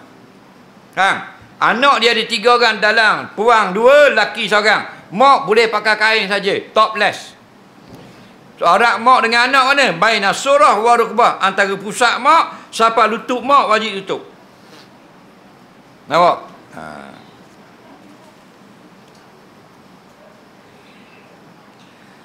Aurat orang tua adakah dimaafkan kalau panah? Tidak dimaafkan menurut pendapat yang mutamak, wajib tutup. Yang maaf aurat orang tua yang nyanyok. Dia nyanyok. Nyanyok dia pergi mayang sejik pakai haji Melayu je. Kain tak akal. Kotak-kotak maaf dinyanyuk. Faham? Adapun kalau tua wajib tutup aurat. Yang kata al-qawaidu minan nisa, perempuan-perempuan hak 3 selendar. Tu maksud di sini bukan sengaja. Mereka tidak sempurna tutup aurat, dimaafkan. Tu. Kalau orang muda-muda kan comel pakai tudung molek. Kalau masuk 80 tubik rambut kau birani, dagu tubik kau ningang. Kau tua, dimaafkan. Tu maksud dia. Bukan kau tua boleh pakai spender. Faham? Yang tak sempurna, tu dimaafkan. Al-qawaidu minan nisa. Moci-moci molong-molong 3 selendar, kogek. Faham lagi?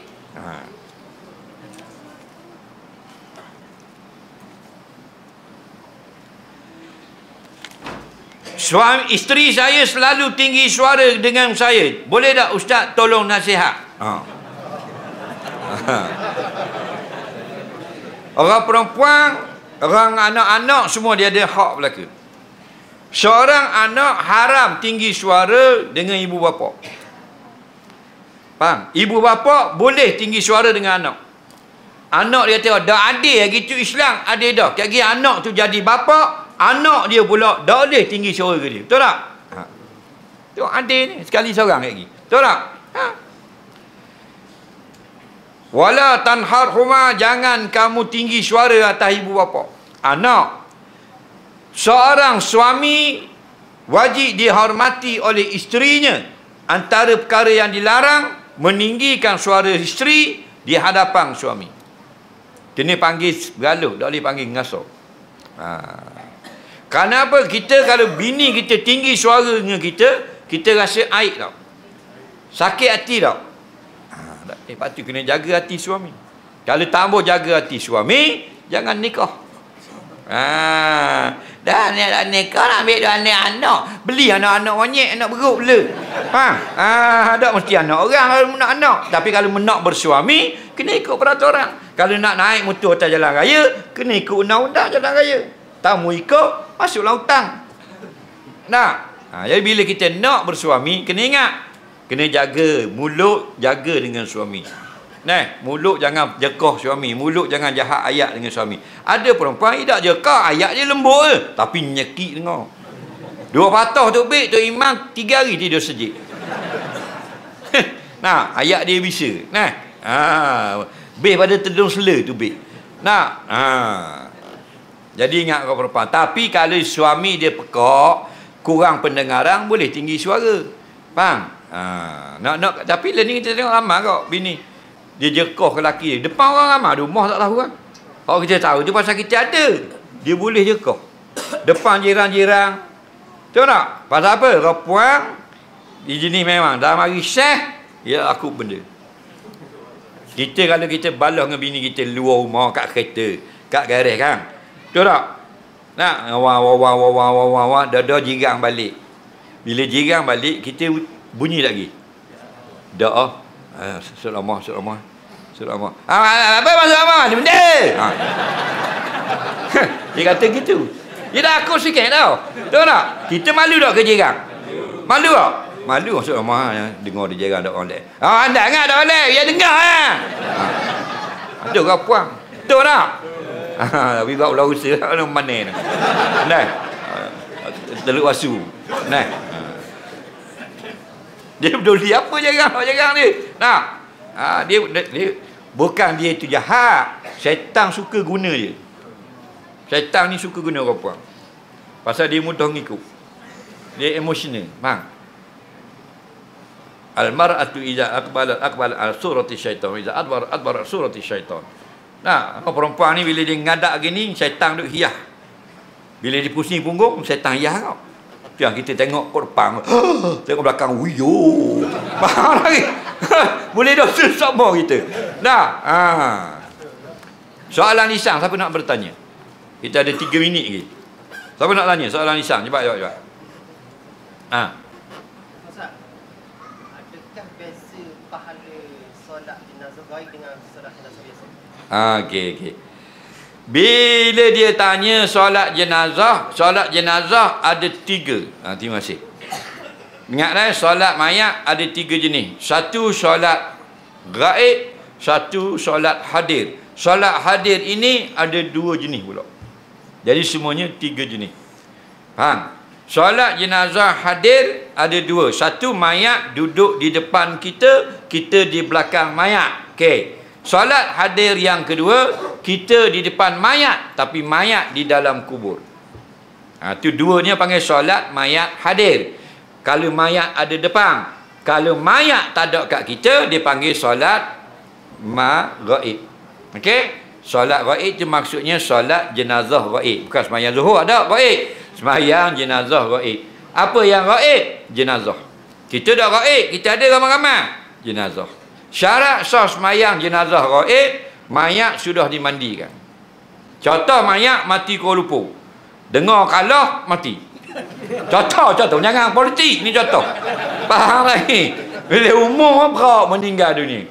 Tapi kita di Pulau Rosa nak sembahyang sini, kita kena telefon dulu Kuala Lumpur, mandi dah lagi. Sebab kalau tak mandi lagi, kita sembahyang sini dah. Sembahyang gaib, tak sah. Itu ramanya salah tu. Ramai orang salah. Dia tahu dah sembahyang gaib, dia ambil lah Facebook, print screen. Lepas tu dah ngaji betul. Faham? Kena mandi dulu. Halo, ni nak tanya Tok Imam ni, mandi dah lagi pasal kat sini nak sembahyang ni. Mandi dah. Baru sudah mandi, siap dah. Bila dengar siap dah mandi, sah kita di Pulau Rosa ni sembahyang. Mayat ada tak mayat depan? Tak ada tu panggil ghaib. Arab panggil ghaib, tidak ada di hadapan kita. Faham tak lagi? Lepas mayang, nampak? Telefon bagi kubur. Bagi kubur lagi. Bagi kubur mana tengah mandi. Tengah mandi ke mana orang semayang dah Pulau Rosa ni. Dah tadi kata mandi dah. Dah saya ingat tanya mandi junub. Faham? Tok Imam mandi junub dah. Faham? Kena besar molek bukan mandi Tok Imam. Mayat tu mandi dah lagi. Faham? Tanya biar molek. Orang dinu jawab mayat mandi dah, baru siap mandi, sah kita mandi. Okey? Soalan dia, kalau semayang mayat ada depan dengan mayat ghaib sama tak pahala? Dalam hadis tak kata. Dalam hadis hanya kata semayang jenazah. Faham tak lagi? Jadi kata setengah fuqaha termasuk jenazah ghaib. Apa dia pahala dia? Gunung Uhud sutir 1 mayat. 2 mayat 2 gunung Uhud. 3 mayat walaupun semayang sekali je. Faham? Sekali semayang tapi 3 kaligus mayat buah depan. Faham? 3 gunung Uhud. Nabi kata man syahidal janazata hatta shalla alaiha falahu qira. Siapa yang pergi tengok orang mati sampai disemayangkan atas jenazah itu, dia dapat 1 qira. Datang laki-laki, ya Rasulullah, kam qirat? 1 qirat. Banyak mana kak? Nabi kata mislu Uhudin, 1 qirat sebesar gunung Uhud di Madinah. Nampak? Jadi musmayang jenazah ghaib atau tidak sama pahalanya. Soalan seterusnya mana? Ajak ni. Macam kita ni dia accident lah. Accident dia kata orang sembahyang jenazah. Orang sembahyang jenazah, orang mandi jenazah tu. Tapi darah masih ada dengan dia. Dia macam mana? Kena siapa berhenti, bila tak berhenti dimaafkan. Dia tak berhenti. Darah kena tunggu berhenti, lepas tu letak kapah, yang baru kapang. Jika tidak berhenti sehingga membawa kepada berpanjangan masa, maka dimaafkan. Okey? Lagi soalan. Dia tu. Assalamualaikum Ustaz. Waalaikumsalam. Saya nak tanya penggunaan orang perempuan datang haid berada di atas kuburan ketika jenazah sedang dikebumikan. Sebab ada ustaz tu ada 2-3 kawasan kuburan. Saya pernah pergi waktu bumi jenazah. Ustaz tu kata orang perempuan datang haid tak boleh ada atas tanah kuburan ketika jenazah sedang dikebumikan. Haramnya. Yang betulnya tidak dilarang perempuan yang haid pergi ke kubur sama ada ziarah sahaja atau ketika pemakaman mayat. Tidak ada larangan. Dia kata boleh ketika lepas jenazah. Tidak ada kaitan seperti itu. Faham lagi? Boleh lah. Boleh. Yang tak boleh perempuan itu ialah suami dia mati. Baru dia tak boleh pergi. Sebab dia wajib kena berduduk dalam rumah, tak boleh keluar rumah 4 bulan 10 hari. Adapun kali yang mati bukan suami dia, tidak ada larangan perempuan haid atau jenazah. Perempuan haid tengah keluar haid sembelih korban sah. Bagi dengan gerai-gerai nyala, lembu gerai kebirai-gerai. Lagi sah lagi. Apatah lagi yang sedang pemakaman di kubur. Tidak betul kalau dikatakan haram. Okey? Ada ustaz kita salah dengar. Pasal dia suruh pesan. Tapi tak salah kata-kata ke dia. Faham? Kita ada sekali. Jadi bila kita pergi ke tempat lain, jadi kita terbawa. Terbawa benda tu kita pergi kabur kat orang. Tidak dilarang. Nak kepastian Tidak dilarang. Okey, dalam kitab fiqh tak dilarang, kitab hadis pun tidak dilarang. Okey? Lagi soalan. Sama? Saya ada dua. Yang pertama, sekiranya seseorang itu berhutan. Seseorang itu berhutan. Berhutan. Dengan bangsa Cina yang bukan Islam. Okey. Lepas pada itu, bila dia nak bayar, Cina tu sudah tiada. Meninggal dunia ke, lari ke, bagaimana orang tu nak bayar? Beri kepada Baitul Mal. Okey? Soalan kedua? Yang kedua, sekarang ni kebanyakan wanita berjaya. Kebanyakan perempuan ada kerja. Sedangkan dalam itu mengatakan bahawa orang perempuan ni lebih afdal sembahyang di rumah. Okey. Kalau dia bekerja, macam mana dia nak sembahyang di rumah? Okey. Orang perempuan afdal semayang di rumah daripada semayang di masjid. Dah kalau dia kerja Wisma Darul Imam, takkan nak balik semayang di rumah? Inna dina yusrun, agama Islam ni mudah. Bukan nak suruh kita jadi susah. Kena faham baik. Salatul mar'ati fi baitiha khairun min salatiha fil masajid. Salat seorang perempuan di rumah lebih afdal dari salat di masjid. Bukan wajib di rumah. Jadi kalau dia kerja di pejabat, solat di pejabat. Itu bagi agama, itu mudah. Jangan sampai memayah-mayahkan. Alhamdulillah. Okey? Lagi soalan. Dia. Apa hukum benci cikgu? Apa hukum yang benci cikgu? Apa hukum benci cikgu? Benci cikgu. Hukum benci cikgu. Benci cikgu. Biarlah. Okey. Kita benci seseorang boleh dan tak boleh.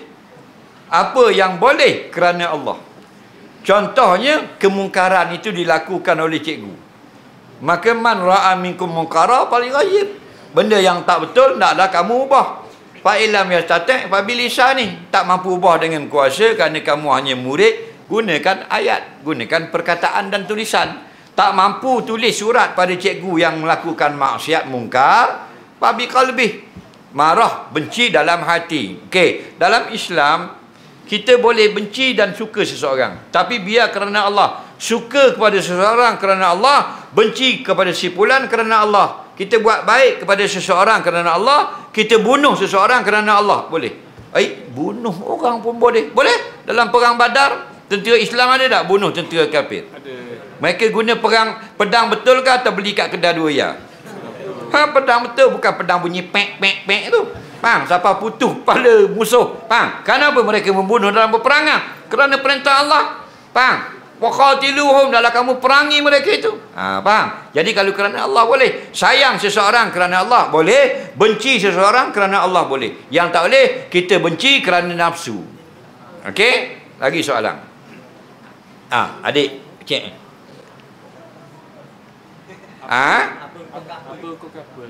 Umur berapa tahun? 4 tahun. Darjah 4, 10 tahun. Duduk mana? Mana? Aku kata dah mana? Soalan dia? Kuat sikit. Apa hukum couple? Apa hukum couple?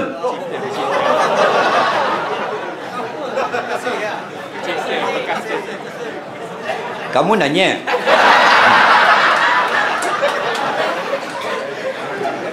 La yakhluwanna ahadukum bimra'atin. Jangan kamu berduaan dengan perempuan.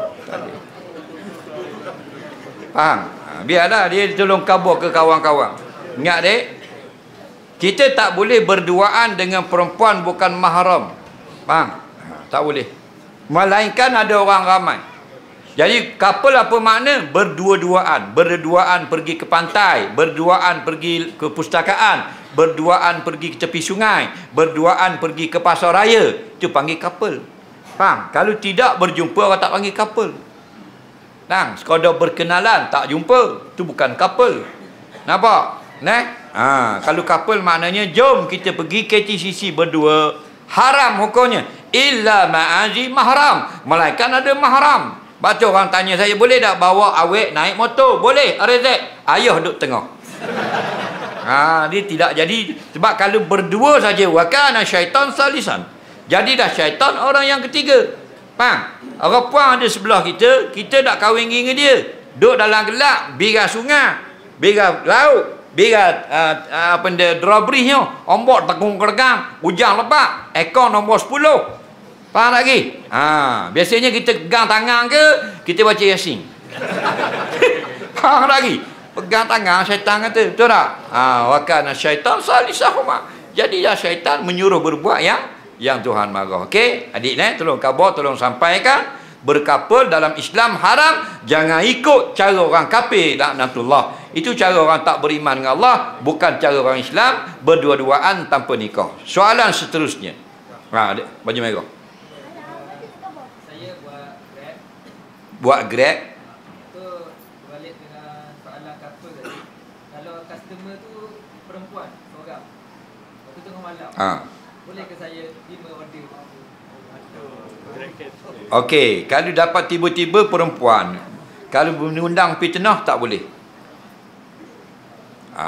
Nampak? Bawa kena elakkan lagi berlaku fitnah. Itu saya bagi baki dekat customer. Lepas tu dalam 2-3 hari lepas tu baru saya ingat baki tu dah cukup 3 riyal. Lepas tu saya tak boleh cari dah customer tu. Sebab apa tak boleh cari? Sebab nombor telefon tu boleh cari tak? Sebab boleh cari. Dalam app tu dia limitnya sehari je. Okey. Mulai kalau tak boleh cari, awak kena bubur dalam medsos. Media sosial, terkurang bayar baki pada sebulan, sila hubungi saya. Faham? Bila tak ada masalah lah, sedekah. Bila ada, pulangkan balik. Itu cara dia. Okey? Lagi soalan. Adik.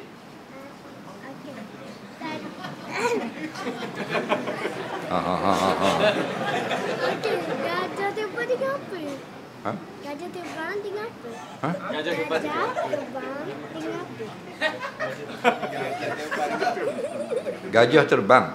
Kenapa? Mu ni politik dek. Duduk okey, terima kasih. Biar dia buat nakal. Yang terbang bukan gajah ni, burung. Okey? Gajah tak boleh terbang. Tapi kalau dalam cerita semuanya berlaku. Itu hanya fiksyen rekaan saja. Siapa nak soal?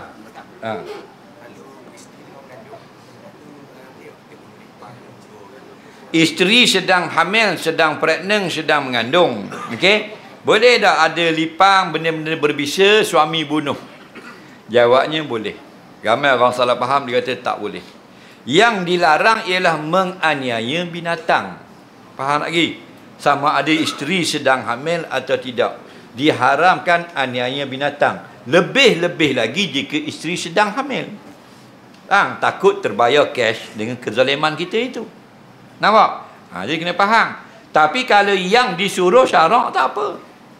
Contoh, Nabi suruh kita membunuh binatang yang berbisa. Faham? Jadi binatang bisa ada, tak bunuh apa? Isteri mengandung. Lipang kata jasa agak lah, 9 bulan lagi boleh lah. Faham?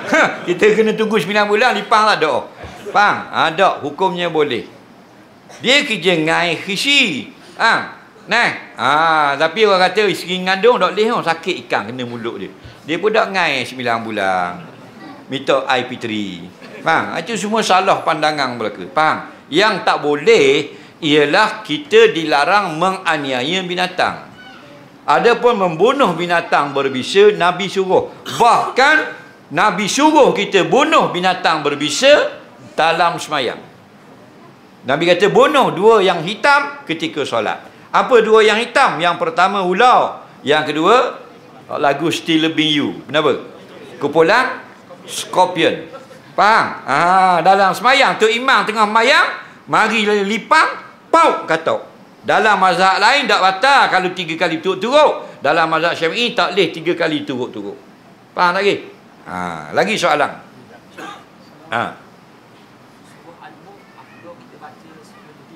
Sebelum tidur baca surah Al-Mulk. Jika waktu lain kita baca surah Al-Mulk lepas subuh ke zuhur ke, adakah kita ni terlepas daripada azab kubur? Okey. Dengar baik-baik. Datang kepada kita dalam hadis kelebihan baca Quran surah tu dan surah ni. Okey. Kalau kita nak yang afdal, kita buat bagaimana yang sebut dalam hadis. Faham lagi? Tapi kalau kita buat yang tak sebut dalam hadis, harus. Faham? Ada ulama kata kita dapat capai fadilatnya mesti buat sama dengan dalam hadis sebelum tidur. Ada ulama kata tak, kalau kita sebelum tidur kita tak dan kita baca selepas tidur sama juga. Jadi saya bimbang. Okey? Macam semayang lah. Kalau semayang dalam hadis Nabi baca surah ni, kita baca sama dengan Nabi, afdal. Tapi kita pergi tukar surah lain, harus. Okey? Lagi soalan dia, nak balik tu. Waalaikumsalam. Kadang-kadang sekarang ni macam mana kalau ada orang larang kita posting hal-hal yang berlaku di Palestin, gambar ke apa tentang jadi orang larang. Apa tujuan kita? Kalau tujuan kita menyedarkan umat Islam, teruskan. Kalau tujuan kita saja suka-suka, tengok. Kadang-kadang larangan itu perlu kita akur. Kita tengok niat kita. Kadang-kadang kita niat nak menyebarkan kezaliman orang. Dia sakit hati, dia marah kita. Sebarkan. Kerana orang ramai ada orang sudah sedar sekarang, siapa sebenarnya yang jahat. Okey? Jadi kalau niat kita betul, teruskan. Siapa nak larang kita? Itulah pertolongan yang kita mampu buat. Unsur zalim wal mazlum, Nabi kata. Tolonglah orang zalim dan yang kena zalim. Maka awak tolong orang yang kena zalim, tolong sebarkan. Dan orang zalim tolong mana? Tolong buat sesuatu supaya kezaliman mereka berhenti. Nampak? Tolong juga. Lagi soalan. Orang yang bermaksiat dan bertaubat secara berterusan dikira orang fasik. Orang fasik orang yang mengekali maksiat. Bila dia bertaubat, hilang nama fasik. Okey? Lagi soalan. Last soalan terakhir.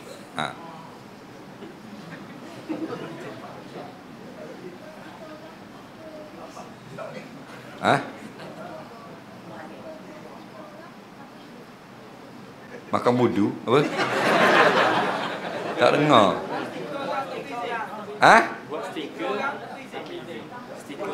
Buat stiker dalam WhatsApp. Benda-benda ni semua ni tak ada kalau dalam kitab-kitab turas. Faham? Sebab tu kita perlukan kaedah-kaedah, prinsip-prinsip fiqh. Nampak tak?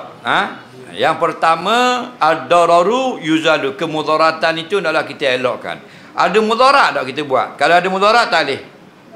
Kalau kita buat tuan dia jadi bangga, keluarganya jadi seronok, suka, maka menyukakan hati orang, itu boleh. Nampak? Jadi tengok jenis stiker. Sama macam kita up gambar jenazah. Bila kita up gambar jenazah, keluarga jadi rasa bangga. Jenazah tu kalau dia hidup, dia berterima kasih pada kita. Maka hukumnya harus. Tapi ramainya haram. Dia up gambar jenazah, jadi aib, jadi sedih keluarga dia. Tengok orang belanggar mati, mata tubik, dia gipuh. Hukumnya haram. Apa? Aib keluarga dia. Hak mati kena langgar, ayah, mata terlebih atau lidah terjelek atau terkoyok, terkangkang, terbelah dua ke apa kan. Aib dah keluarga dia sedih tak? Haram kita share gitu. Tapi ramai orang dia nak derah. Orang puan selok kain nampak lo dalang jatuh rebah motor.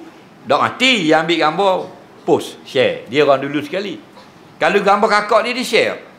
Gambar mak dia nampak lo dalang dia share. Tu jahatnya kita. Gitu haram, dosa besar sampai kiamat. Lagi gambar tu tak buang, dosa semua. Berarti kalau nak buat stiker, buatlah stiker bila tuan dia tengok, Allah terima kasih, seronok rasa tengok. Dalam keadaan orang pun suka, keluarga dia pun rasa gembira. Faham ni? Jadi kalau siapa aib orang, tak boleh. Wallahu a'lam. Terima kasih pada yang bertanya. Pada yang beri sumbangan derma, pihak masjid Pulau Rosa dahulukan ucapan jutaan terima kasih. Semoga Allah pertemukan pada kali yang lain. Mohon maaf atas mengambil masa yang panjang di tahun perempuan. Allah manfa'na bima 'allamtana, alimna bima yanfa'una, rabbana zidna ilma, rabbana atina fid dunya hasanah wa fil akhirati hasanah wa qina adzabannar. Sallallahu sayyidina Muhammadin wa ala alihi wasallam. Walhamdulillahi rabbil alamin. Assalamualaikum warahmatullahi wabarakatuh.